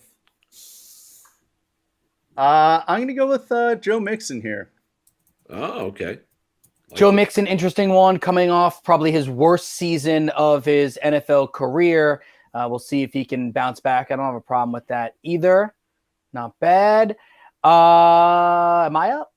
On the Bijan, Jacobs, Metcalf team. Bijan, Jacobs, and Metcalf. Give me on this team little bit of a reach, maybe, but I believe in what Jacksonville is doing there. I'm going to take Calvin Ridley, actually. Oh, nice. On that team. I like Ridley this year. Might be a little bit of a reach, Jim. It might be, but Trevor Lawrence is on the track of being a franchise quarterback. Calvin Ridley, he had a few games without Julio Jones. He's only had a few times he's been the guy. Didn't do well, but he had mental health issues that year. But based on the talent profile, if he's their alpha and he's playing with an elite quarterback, there has to be a potentially massive ceiling. That pick makes sense for the ceiling. All right. And now, Jim, you break it down, then you get to make a pick. Yeah, so obviously 3 receivers, Kupp, Garrett Wilson, and Cooper. We have to go running back. And fortunately, there's a running back on the board this late who I believe gets mostly a 3-down role. He may not be in the best situation. He might be a little injury risk. Miles Sanders would probably just be a reasonable pick here to get that running back on the roster. Yeah, not bad. Like that. I saw one more running back I thought you were going with there. So it's the first time that you picked something that I was thinking something different for you. I got Taylor, Debo, and Olave on this team. I'm going to take the third best quarterback. I'll take Jalen Hurts. It's my guy. You know that's my guy. Yes. Love me some Jalen Hurts. All right, Bernsey. All right. I am going to go with Lamar Jackson. Lamar Jackson. All right. So that's an interesting one. Lamar Jackson going there. Okay. All right. So I'm not going to break anything down. St. Brown, Hall, Lamar Jackson. All right. Yeah. Okay. Eckler, Pollard, Higgins. Who do you got, Keith? Eckler, Pollard, and Higgins, and we land on, where did he go? I just want to make sure. No, that doesn't work for the bye week there. Great TV right now. I apologize. You know what? I could do a flex here. Yeah, I'm going to do it. Give me J.K. Dobbins. Okay. J.K. Dobbins. So now I've got Eckler, Pollard, and Dobbins. Wide receiver room a little bit weak on this team, so we're going to have to come back and figure that out. All right, so this squad has Justin Jefferson, Najee Harris, Jalen Waddle. He has been going way later in drafts than this. I just don't understand why people are down on him. James Conner was seeing 93% of the snaps down the stretch. He misses 2 to 6 games a year. Normally it's in the 3 to 4, 2 to 3 range, but I don't mind it. He's going to catch the ball when their defense is behind. He had like 47 catches last year. That's even going up. Don't mind the quarterbacks out. He's had a bad line. He'll have a bad line again. He just gets it done. Love that. All right, I've got back-to-back picks here. I think he's still going to be great this year in Green Bay. I'm going to go with Christian Watson, wide receiver Packers, with the last pick of the 4th round. And then to kick off round number 5 with that team, I'm going to take Joe Burrow, quarterback Cincinnati. Nice. All right, before we move on to Jim's pick, let's quickly, so we're halfway through what we're doing here. I know we got one extra pick there. Jim, what I'd like you to do is, for us, go through each team and in like 30 seconds, give us a quick breakdown of what you like, what you don't like. So we're going to go team 1, Moose. McCaffrey, Andrews, Stevenson, Watson. Don't put Burrow there yet since it's in the next round. Okay, I think this squad has potential for big upside, but I think there are some question marks with Andrews' workload because other receivers in. Stevenson, we have the coaching concern. Watson, we're not sure what he'll do with Jordan Love, but there's a big upside potential. Team 2 is mine, and shouldn't break down my own teams, right? I just break down the other ones? Yeah, break down everybody else's teams, not your own. Go to team 3. Team 3, Keith has Eckler, Pollard, Higgins, and Dobbins. Especially when you can flex a running back, I think having the 3 running backs is great leverage because if an injury hits, obviously you'd have a longer roster, but you'd be able to move one into the running back spot. And I always think there's a great opportunity for that. There's always receivers to grab later, so just having one at this point is not problematic at all. Team 4 for Burns, he has Jamar Chase, Amon-Ra St. Brown, Breece Hall, and Lamar Jackson. Amon-Ra was a phenomenal value, 2 stud receivers to start.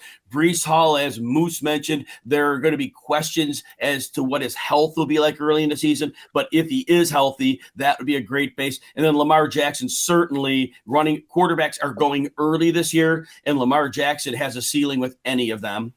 Team 5, Moose has Jonathan Taylor, Deebo Samuel, Chris Olave, and Jalen Hurts. I like the balance of this team because running backs, there are going to be a good number of them available in the next few rounds, but adding in 2 receivers that are going to be somewhat focal points. Olave will be a focal point. Samuel will be one of the focal points, but on a high-powered offense. And then, of course, Jalen Hurts brings that ability to be quarterback 1 overall with Josh Allen and Patrick Mahomes. Keith's team 7, Bijan Robinson, Josh Jacobs, DK Metcalf, and Calvin Ridley. This is the classic old school build, which is fine. 2 running backs, then 2 receivers. And the combination of players works out well because the running back production he could get from Bijan and Jacobs could be through the roof. And then Metcalf and Ridley, there are questions, but the talent can't be denied and the upside's there. Burns on team 8. Kelsey, Henry, Devontae Smith, and Joe Mixon. As it goes, as Devontae Smith is a receiver 1, that is what happens when you take a tight end. You get the advantage of tight end, but then you're going to pay somewhere else. Devontae Smith as a wide receiver 1, that is what fell on the board. It was a good pick there, but that's the trade-off that I want to point out for tight end. Then Joe Mixon, he may also have some legal troubles. If he doesn't take a pay cut, the team may cut him. So there's a lot of concerns with him as a running back 1. Moose, team 9, Nick Chubb, Travis Etienne, Jerry Jeudy, and Terry McLaurin. Running backs, we talked about Etienne earlier, but as a 1-2 build, Etienne's a great running back too. The receiver room, I don't know what the ceiling for Judy and McLaurin is. I think their floors are fine, but both of them, Russell Wilson is now getting into his mid-30s. If he doesn't turn things around, that could be problematic. And McLaurin has Sam Howell. So I think both, if their quarterbacks play better than expected, could work out. Team 11, Keith, Saquon Barkley, CeeDee Lamb, Jahmyr Gibbs, Patrick Mahomes. Gibbs in the third round was an amazing addition to Barkley, a great 1-2 punch. CeeDee Lamb is a great alpha receiver, great one to base your team on. And then Mahomes at that point in the draft, that's later than he's going this year, so great value. And then Burns, team 12. A.J. Brown, Stephon Diggs, Kenneth Walker, and Josh Allen. That receiver duo could be right among the best in the league. Kenneth Walker, it's going to have to work out that he gets 70% of the work for him to earn that spot. And then no questioning Josh Allen. He's right at that spot in drafts. There you go. Nice. Thank you, Jim. I mean, that's awesome. Yeah, all right. Joe Burrow kicks off round number 5. And then we have Jim, you're up next. Your team 2, Jefferson, Yes. Harris, Waddle, and Connor. So this is a year of quarterbacks, and there's a good number of them. So Justin Fields had the second most rushing yards in NFL history for a quarterback last year. This year, he actually has some weapons. They're going to let him throw a little bit, and he's still going to run. I think he fits in very well at this point in the draft. All right, so continue to screw me over there, buddy. Oh, man. All right, no, it's fine. It's fine. For team number 3 with the Eckler, Pollard, Higgins, Dobbins team, we're going to continue to go a little bit old school with the thinking here. Grab another wide receiver. Give me Drake London. Like that. Burnsy, you're up. All right. I am going to go with a tight end here. I'm going to go with TJ Hawkinson. Nice. Hawkinson. Okay. That is Moose now with the Taylors, Debo, Olave, Hurts team. Yeah, I mean, I know they're both oft injured. I'm gonna go to Los Angeles. Who doesn't love Herbert as a quarterback? I'm gonna take one of his weapons. I'm gonna take Mike Williams. Mike Williams ahead of Keenan Allen. Cool. I actually like Mike Williams' touchdown upside much better, and I think he has the better chance of staying healthy, even though, I don't know, maybe he doesn't, but who knows. Coventry, you're up. Yep, so we are going to go same team that Moose did, but the quarterback premium here, we're going to go with Justin Herbert here and get this team 6 a quarterback. All right, so I'm just looking quickly. Who else needs a quarterback? Okay. All right, so for my team, team 7, the Bijan, Jacobs, Metcalf, and Ridley team, I will turn to – oh, he's available. Yeah, you know what? Give me Justin Herbert on this team. Herbert just went. No. I said the wrong name. Trevor Lawrence is what I meant to do. I literally said the wrong name. You were trained. I was like, wait, what? I was actually about to say, and it's funny because I was about to say, and I can stack him with Ridley. Like I was literally going to say I'll stack him with Ridley, and I said the name Justin Herbert. I meant to say Trevor Lawrence. No, it's all right. Good. I owe everybody a lap. Don't worry. Hey, at least I know my pick was good. Yeah, that's exactly right. All right, so on this team, I've got Travis Kelce, Derrick Henry, Devonta Smith, and Joe Mixon. I am going to go, pending that he's not taken, Keenan Allen. He's available. No, he's available. You're all good. All right. Keenan Allen goes there. Moose is up with this Chubb, Etienne, Judy, McLaurin team. Yeah, I'm gonna go out to San Francisco. I'm gonna take the tight end George Kittle. Okay. All right, that puts me on the clock. I have a team with 3 wide receivers and a running back. Look, he may not be a great running back. He's going to get a lot of volume. His coach says he's going to be the centerpiece of the offense. His down the stretch work was outstanding last year. I do think he's recovered from the Achilles. I'm going to take Cam Akers here. Nice. Very nice. I like that. All right, on Team 11, Barkley, CD, Jahmyr Gibbs, and Patrick Mahomes. I'm not sure who his QB is ultimately going to be, but I do think he's talented, and I'm going to draft him anyway. Give me Chris Godwin.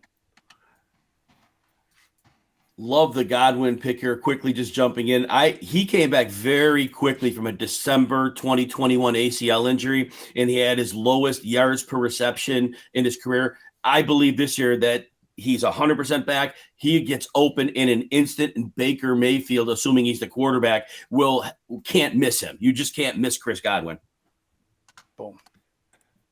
All right. I am going to go with my first pick of Team 12. I've got A.J. Brown, Stephon Diggs, Kenneth Walker, and Josh Allen. I will go with Alexander Madison. Okay. Gonna finally get a chance to be a starter. And for the next one, I will go with I can't really.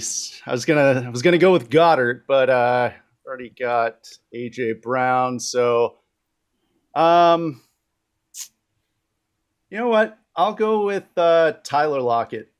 Oh. Moose wanted him. All right, I am going to quickly. I'll make this fast. Give me Christian Kirk to fit in on Team 11.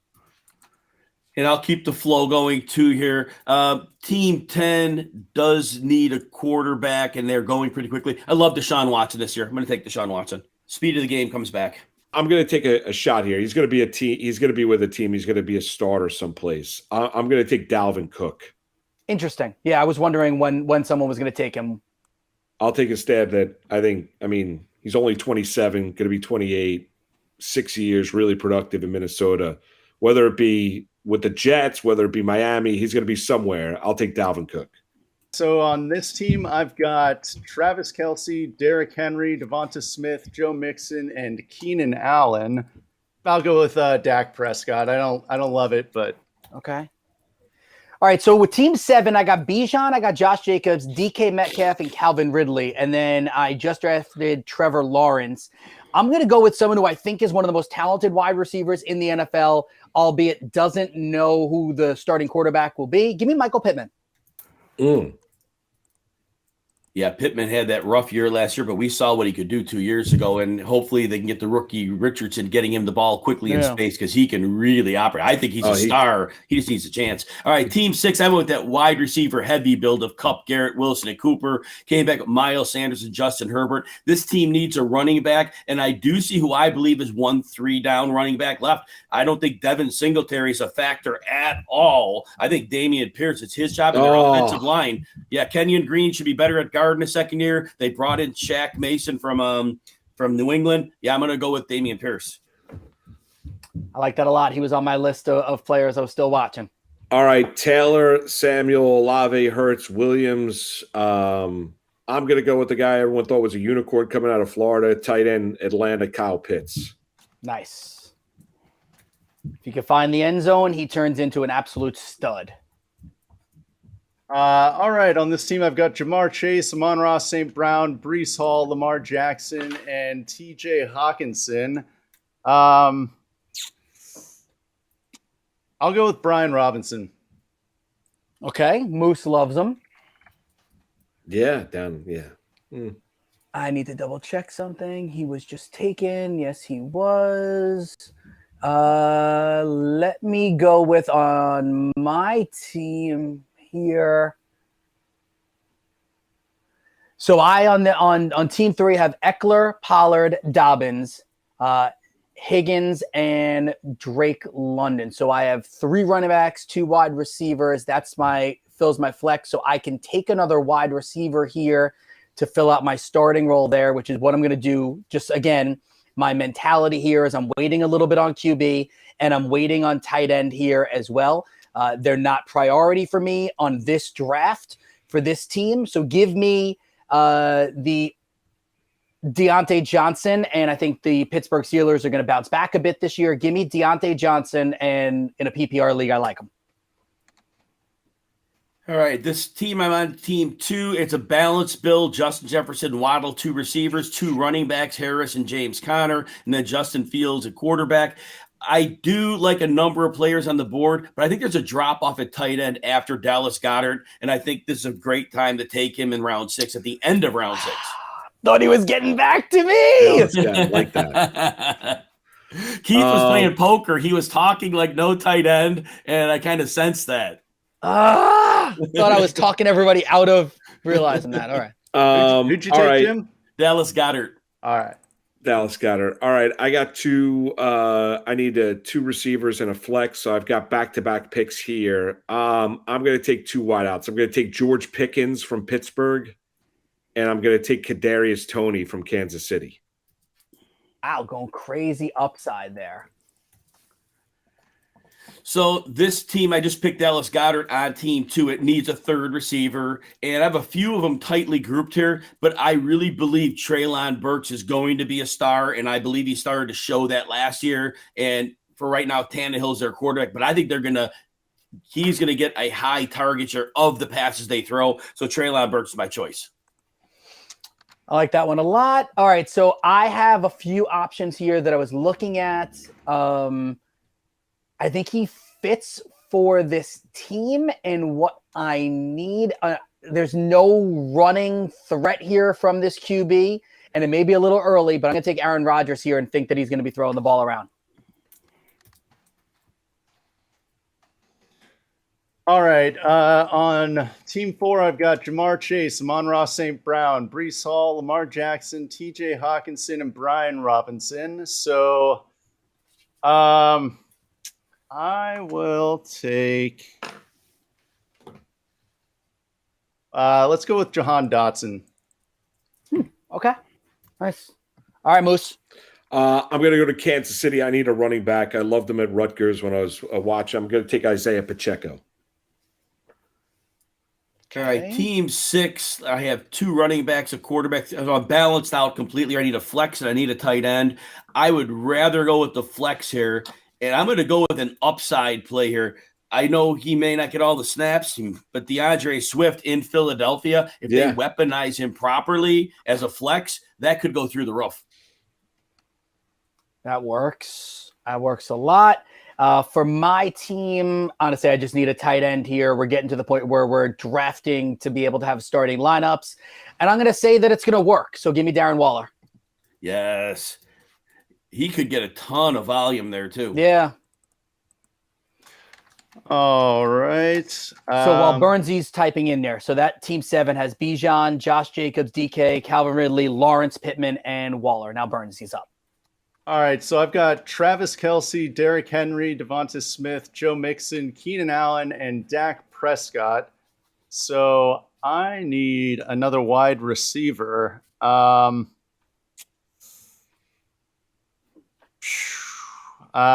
will go with, let's go with Cortland Sutton. Okay. Yeah, maybe a little bounce back there. Russell Wilson, brand new offense. Moose, you're up. Okay, I'm going to take Mike Thomas, wideout Saints. Look at you. You just can't quit him, can you? I can't. No, I can't. Coventry. All right, team 10 has 3 receivers, so I just need a tight end and a flex position here. He may be near the end of his career, but at this point as a flex, Mike Evans has to be the pick. Yeah, that's a good one. All right, team 11 has Saquon and Gibbs at the 2 running back spots, has Lamb, Godwin, and Kirk as the wide receivers, so needs a flex and needs a tight end. So going to go tight end here. And again, if you notice, I think there's going to be a little resurgence there in Pittsburgh. So for this team, I will add, no, he's available. Forget that. Strike that. Let's go Evan Ingram here. No. Oh, shoot. I drafted Kirk and Ingram on the same team. You want to redo? I'm not allowed. That's not allowed. I was going to take another. It was going to be Pat Fryermuth. Then take Pat Fryermuth. All right, put Fryermuth there. Yes. It's all good. All right. It's all good. All right, Birdsey, you got back-to-back picks. Round out the final round. So I've got on this team A.J. Brown, Stephon Diggs, Kenneth Walker, Josh Allen, Alexander Madison, and Tyler Lockett. So I need a wide receiver and a flex. You know what? I'm going to go with Gabe Davis. Okay. And for my final pick, I will take maybe he bounces back on a new team. Let's go Brandon Cooks. Look at you. Okay. Cooks will likely bounce back. Yeah, he finally has a quarterback for the first time since 2017. No doubt. All right, who's up next? It is Pete, you're up me, next. and I just need a flex here. Javonte Williams, hoping that he comes back healthy. Yeah, because if he does, look out. To get him in the 8th round. Yeah, you know? huge value. And my last pick has to be a tight end, and I will actually take Evan Ingram. And Evan Ingram, they used him so well last year, and I think adding Ridley actually opens up more space in the middle of the field. That's going to be a great opportunity for him. I'm going to cross my fingers and hope he stays healthy. I need a quarterback. I'll take Tua. There you go. I mean, when he's on the field, he's excellent. All right, on teammate, I've got Travis Kelce, Derrick Henry, Devonta Smith, Joe Mixon, Keenan Allen, Dak Prescott, and Cortland Sutton. And so I need a flex position. Let's go with I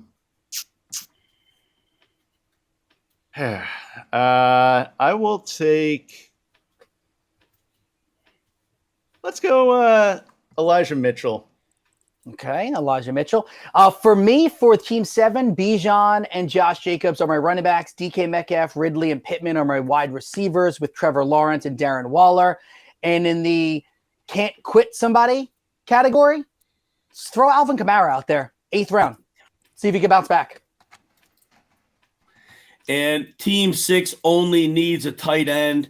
And I think that last year we saw just enough of Chiggy Okonkwo that I think he could be also occasionally lined up on the outside. He actually won on some outside routes, but he is going to be probably their second receiver as a tight end. They're going to bump up his snaps from the 35. They've said that already. So yeah, Chiggy Okonkwo.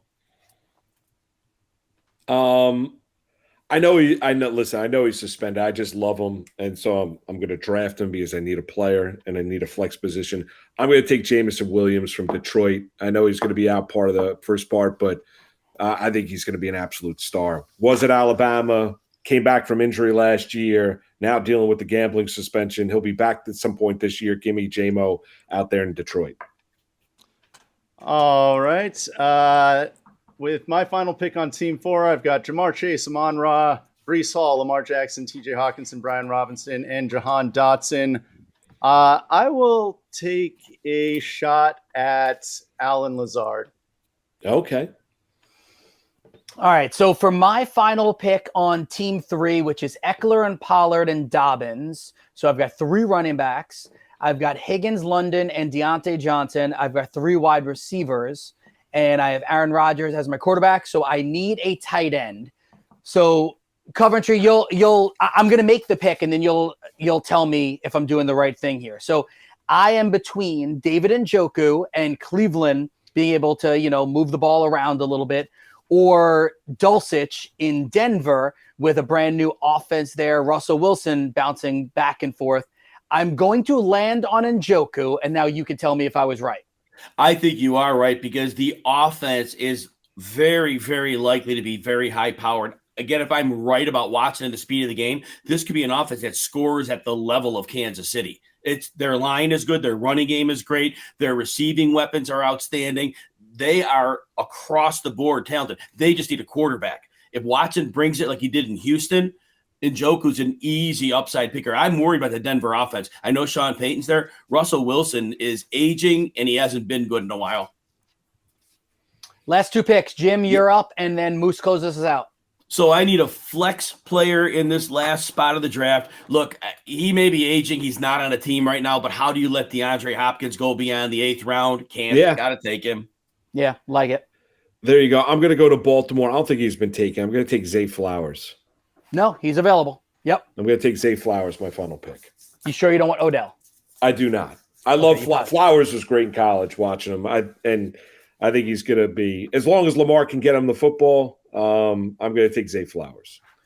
This was awesome. I think that hopefully people learned a little something, different strategies and whatnot. Bernsey, all right, so just tell everybody watching right now where they can find this once the show's over.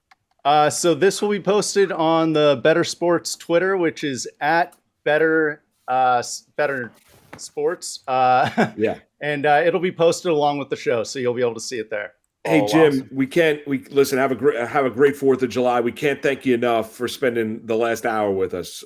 We really appreciate it. Yeah, you're the best, bro. It went longer than the 25 minutes to half hour that we planned, but we appreciate you taking the time this morning and cutting it out for us. Happy 4th. Always love coming out with you guys anytime. Thanks. You got it. Yes, Jim the great Coventry Jim from Coventry. RotoWire breaking down and doing a little fantasy football draft. Loved it. That was awesome.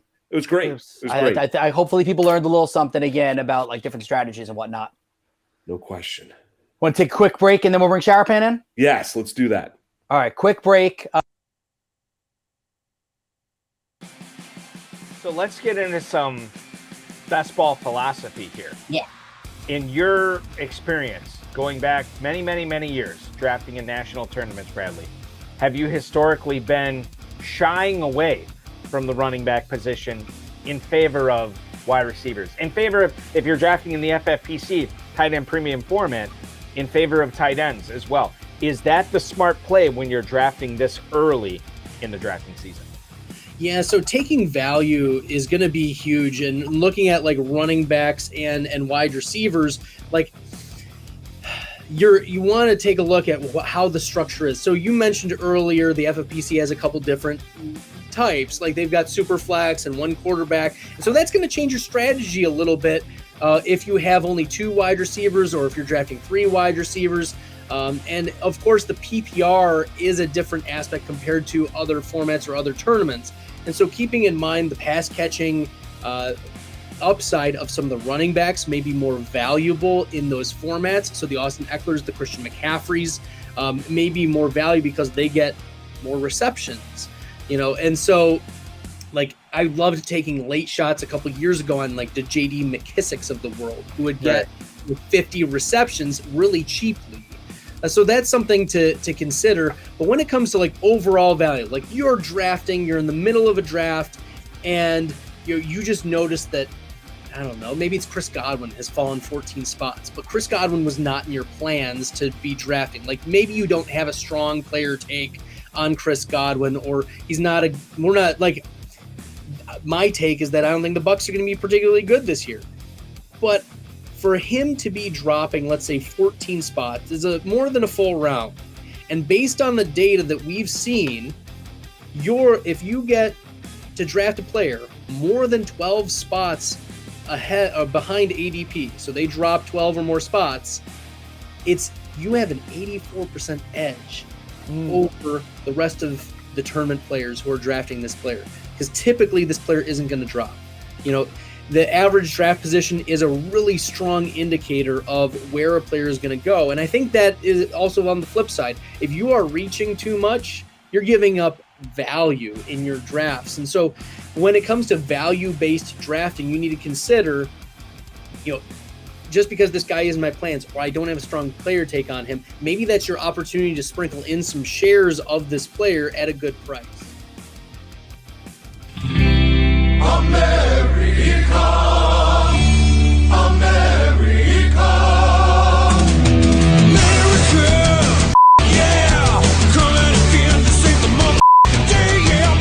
Back at it.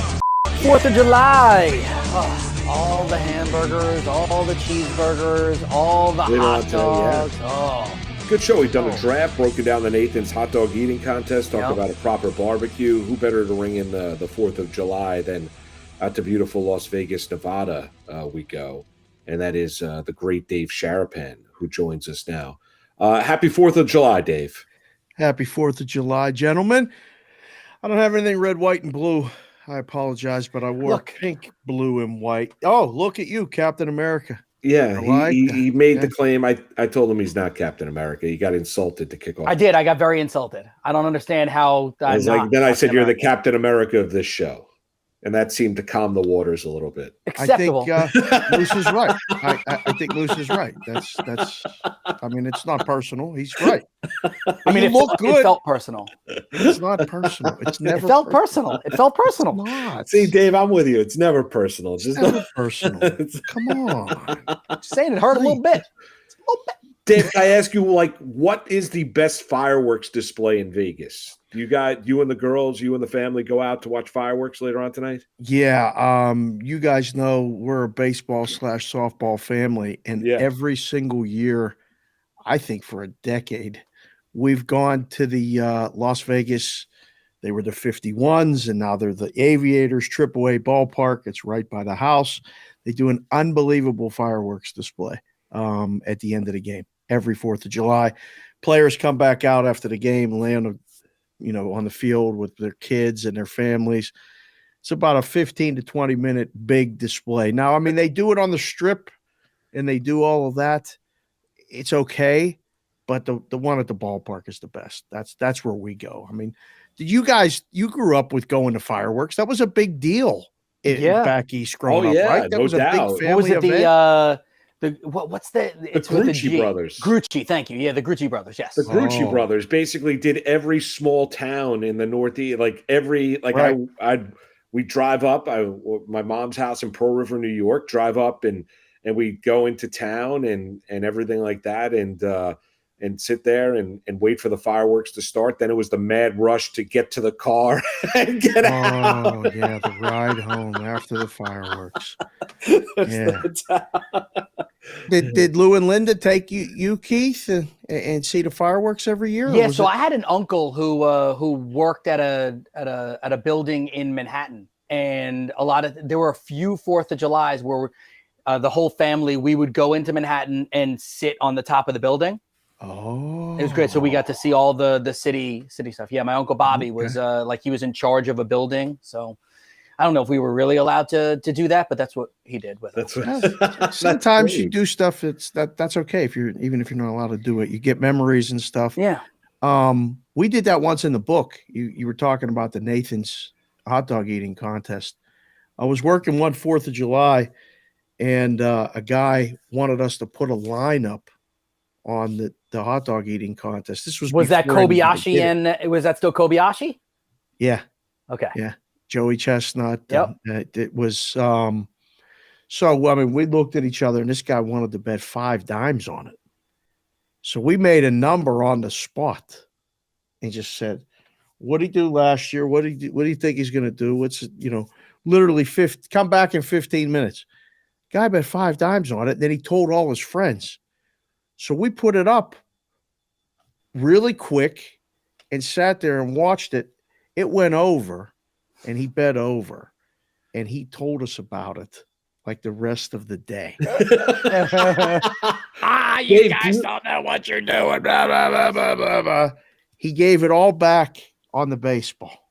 Good. He gave it all back. The house always wins. What was, Dave, do you remember what the line was that you made? Does it sound like 62.5? That sounds right. So this would have been so this was the tail end of Kobayashi and kind of the beginning of Joey Chestnut? Yeah. All right. So that was Kobayashi at that time was hitting high 50s, low 60s. Right.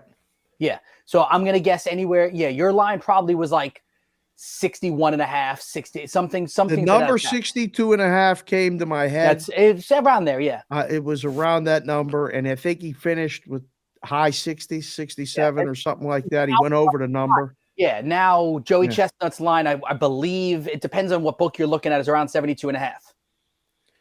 It's one of the most disgusting things that happens. Can I tell you guys a dating story out of this? Well, before you get to the dating story, Dave, did you know that Irizarry used to work preliminary rounds of the Nathan hot dog eating contest? What? How many jobs did this guy have? What are this you came talking up earlier, about? and he was like, "I'm a little bit of a savant. I'm an expert." I am. What? And then he started ripping off competitive food eaters' names, guys. Tim Eater X Janice, he was great. He was I loved him. Like Ed Jarvis, I was like, really? Badlands Booker. I didn't even know there was preliminary rounds. Like I thought you could just show up and start eating. No, you got to qualify. So you got to go to the qualifiers. Yeah. I did it twice where I covered the qualifiers out on Long Island, and it was for Cablevision, I believe, was the network. And yeah, it was great. Good little event. I've fallen in love with the hot dog eating contest, so much so that when Jody and I met, we're about to be married for 15 years in August, right? We met 18 years ago on June 24th, okay, is the night that we met.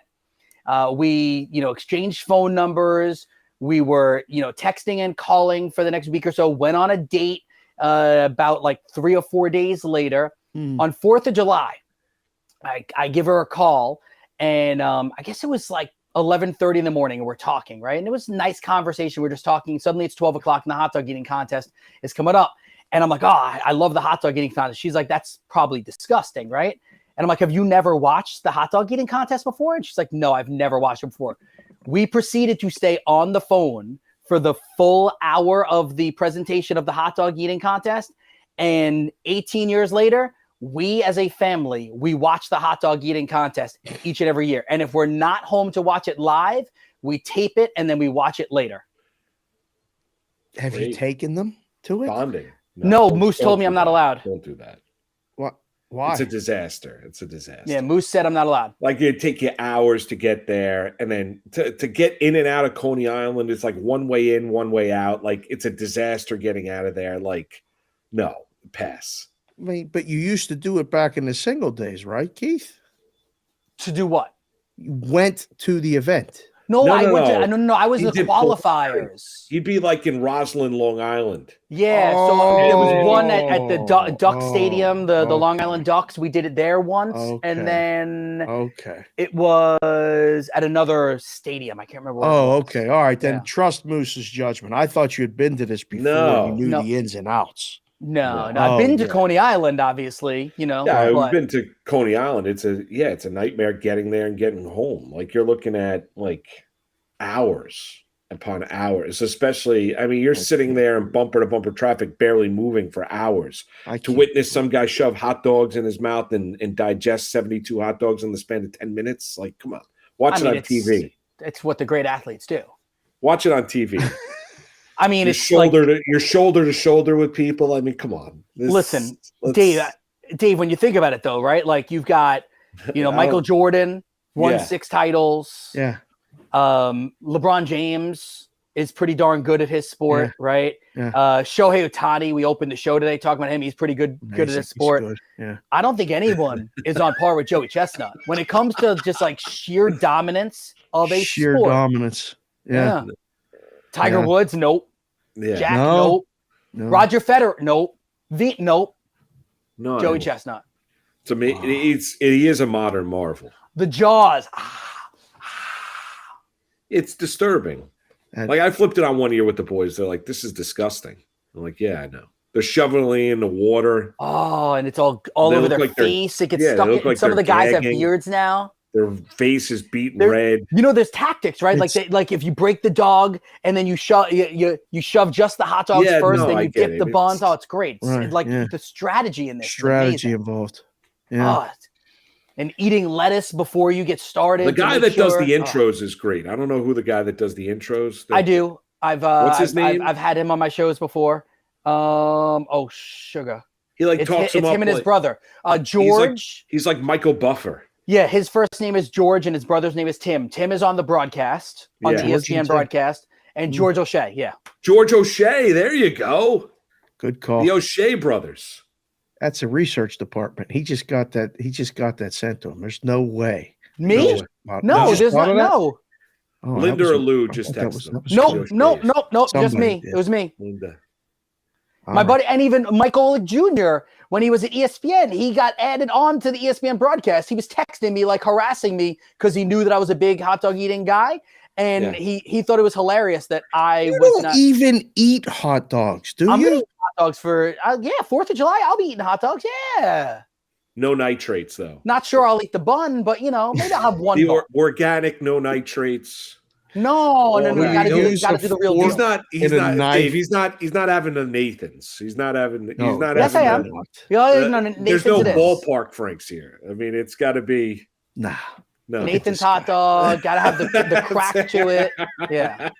Like, I go look for hot dogs. My wife wants me to get the organic ones for the kids. Like, I'm going for the ones that are like they all taste the same. Let's be perfectly honest. Like nothing. I'm 47. I was not eating the best of the best hot dogs growing up, and I'm still here. You made it. Going to be here for a while. I've made it. Yes, exactly right. Keith, will you use a fork and a knife when you eat the hot dogs? Probably, huh? I mean, tell the truth. You look like a fork and a knife guy with the hot dogs. Yeah. For 4th of July, for today, no. Today I'll probably go bun. I think I'll go bun. But yeah, like typically I would normally, I would take like 2 hot dogs. I'd eat them with a fork and knife and have a little like brown rice with it. Cut them up, no question. Brown rice, and then I do my coconut aminos, which is like the healthy version of soy sauce. There's a little bit of soy sauce on the brown rice. Yeah, you get that like Whole Foods, it's a healthy. What do you, Dave? What's on the Sharapan barbecue today? Like, because we talked to Durst. We talked to Durst. I asked him, like, what's the proper barbecue on 4th of July? And he said, you got to have ribs, chicken, hamburgers, and hot dogs, right? So that's a 4-item parlay on the 4th of July. Yeah, that's a lot. Like, what else can you hit there? Yeah, and then he said mix in sausage. Like I'll be grilling up some kielbasi. I'm Polish, so I'll make some kielbasi on the grill today. Okay. Hamburgers, hot dogs. Wait, it's kielbasi or kielbasa? What is it? Kielbasa. I always said kielbasa, and you just said kielbasi. Is it? Well, is that either way. Is it either way? Singular. Yeah. A's, I's, it's all the same. Yeah, kielbasa. I thought I was wrong for all these years. I mean, it's just how you say it. Doesn't matter. It'll be the old Pepperidge Farms kielbasi that you get at the store. What's on the kids like that? They do. You know why you do it? You split it open. And then you grill it, and then the sugars in the kielbasi caramelize, so it creates like kind of like a salty and sweet kind of a taste to it. So yes, they'll eat it. Wow, I like that. Didn't know that. Yes, the kids don't like it here. I mean, I have no idea what's going on today at the 4th of July. I have no idea. Are you a burger or a dog guy? I'll usually do both on the 4th. Okay. If I have to pick one, it's burger. Did you grow up eating cheeseburgers or not cheeseburgers in your household? Family of 5, you got whatever was served in front of you. So some days there was a piece of cheese on it. Some days there weren't. It depended when you got to the plate, whenever mama put it out. That's what's so changed now. Like my kids think I'm like a short order cook, like every meal. Like when I was growing up, my parents were great, but it was like, this is what you're eating for dinner. I don't want to eat. Well, this is what you're eating for dinner. Like this is dinner. Like this is what's there. If you choose not to eat, you choose not to eat. But this is what we're serving. That's it. That's what we did. There was no other choice. There was one meal. There were 7 people at the table, 8 or 9 if grandma or grandpapa were over. And that was what dinner was. I mean, it's just like when, KI sends me these pictures, he's cooking this.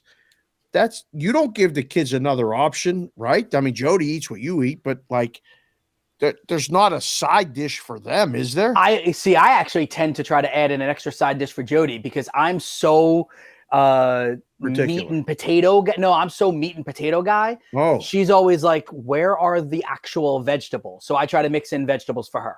Oh. Yeah. I don't really care for the vegetables. If it was up to me, I would be gone with all vegetables. Why? They don't do anything for me. Great. They do nothing for me. I love vegetables. Like if I could have a perfect meal, boys, it would be like a beautiful steak, right? Give me like a nice porterhouse with a side of some chicken, maybe some sausage, or some side of chicken, maybe some shrimp, and then a little brown rice. I'm good to go. Nice. I mean, you go sweet or hot sausage? I prefer the spicy one. My family tends to like the sweet one, so typically I get sweet in my house. Gotcha. I wanted to ask you, and we don't have much time left. What's going on with the Mets? Like, what's happening in New York? They're not good at baseball. They're terrible. This is actually kind of fun when the Mets are imploding. They spent all this money. It's fun. Listen, it's years and years of Mets and Pirates, and the Pirates are still relevant. It's the end of June. It's kind of nice. They're coming out west this week, boys. L.A. and Arizona. Guess who might be making a road trip? You got to make a trip to go see them. Yeah, we're probably gonna end up in both places. The Buccos. Yeah, it's fun when the baseball team's riding. Summer's great. It's been. Well, we kicked off the program today. It's a holiday, obviously, but baseball, 4th of July, all that is just great. It just is. Like I love baseball. it's the ebb and flow of all of it, right? No doubt. Like, I mean, you're played texting in me so last many- week when Herman's throwing the no-hitter. You watching this? Yes.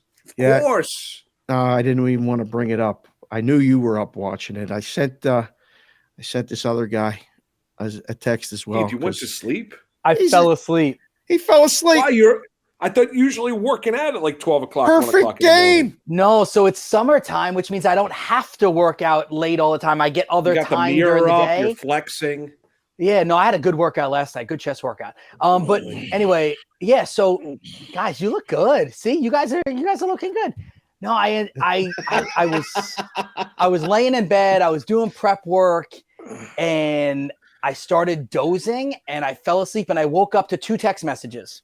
Yeah, Sharapan, you watching, and Jessica Brand, lead researcher for Better's Eye. Can you believe this is happening right now? Oh. And that's when I woke up. I rolled over. I looked. I'm like, what did I miss? And I swipe, and I'm like, Domingo Herman. It was great. Was so cool. It'll happen again 12 years from now, I guess. Peralt and I had a guy on the show yesterday. He's back in Boston for the week, so we're not doing any shows today, Monday, the whole week. So we had a guy on last week. He's been to 3 perfect games. There's only been 24 perfect games. What did he get? And Felix he's been Hernandez, to 3 obviously. perfect games. He must have gotten Felix. No, he did not. David Wells. He's in Oakland. So he saw this one. Yeah. Dallas Braden. Oh, wow. Yeah. And Matt Cain in San Francisco. Oh. What are the chances? Wow. I said, this is unbelievable. There's only 24 of them, and he's seen 3. He's like our age, super nice guy, travels around. He came to Vegas on his way to Arizona to watch Arizona Fall League baseball. And I met him at the book, took a picture, talked. It was a wonderful visit, had him on the show. 3rd perfect game, boys. I just want to see a no-hitter. Have you ever seen a no-hitter? I've seen a no-hitter. I saw Scherzer's no-hitter against the Mets. Oh. City Field. Okay. No-hitter. I saw a Little League no-hitter. Does that count? I pitched a 1-hitter in Colt League, 7 innings, one hit. Here's what like parents are like. So I grew up going to Yankee Stadium, old Yankee Stadium, right? And went to Met games, this and that. My dad and I, we were in Yankee Stadium. It must have been like a Thursday or it had to be a Friday night, right? Maybe a Saturday night. It was Yankees and then the Indians, right now the Guardians. Bartolo Colon was on the mound for Cleveland. This is when Colon was throwing the ball like 98, 99 miles an hour. And not everyone in baseball was throwing the ball 98, 99 miles an hour. Colon was throwing a no-hitter in like the 8th inning. And he's got like 13 strikeouts, right? My dad like looks to me, he's like, let's go. I'm like, I go, Dad, no. I go, we can't go. He goes, do you know what the traffic is going to be like at the GW Bridge? Oh, no. No, but he didn't pitch. I go, can we at least wait till he gives up the hit before we leave? He eventually gave up the hit. But this is what it's like when it's like parents are thinking about like getting home. Wow. Always. My dad used to say we got to beat the traffic. My brothers and I used to imitate him. On that one, guys, we got to run. All right, so Dave, hot dogs, hamburgers, go eat them all. Moose, you do the same with your kielbasi. Yes. And I'll do the same. Happy 4th of July, everybody. See you next week.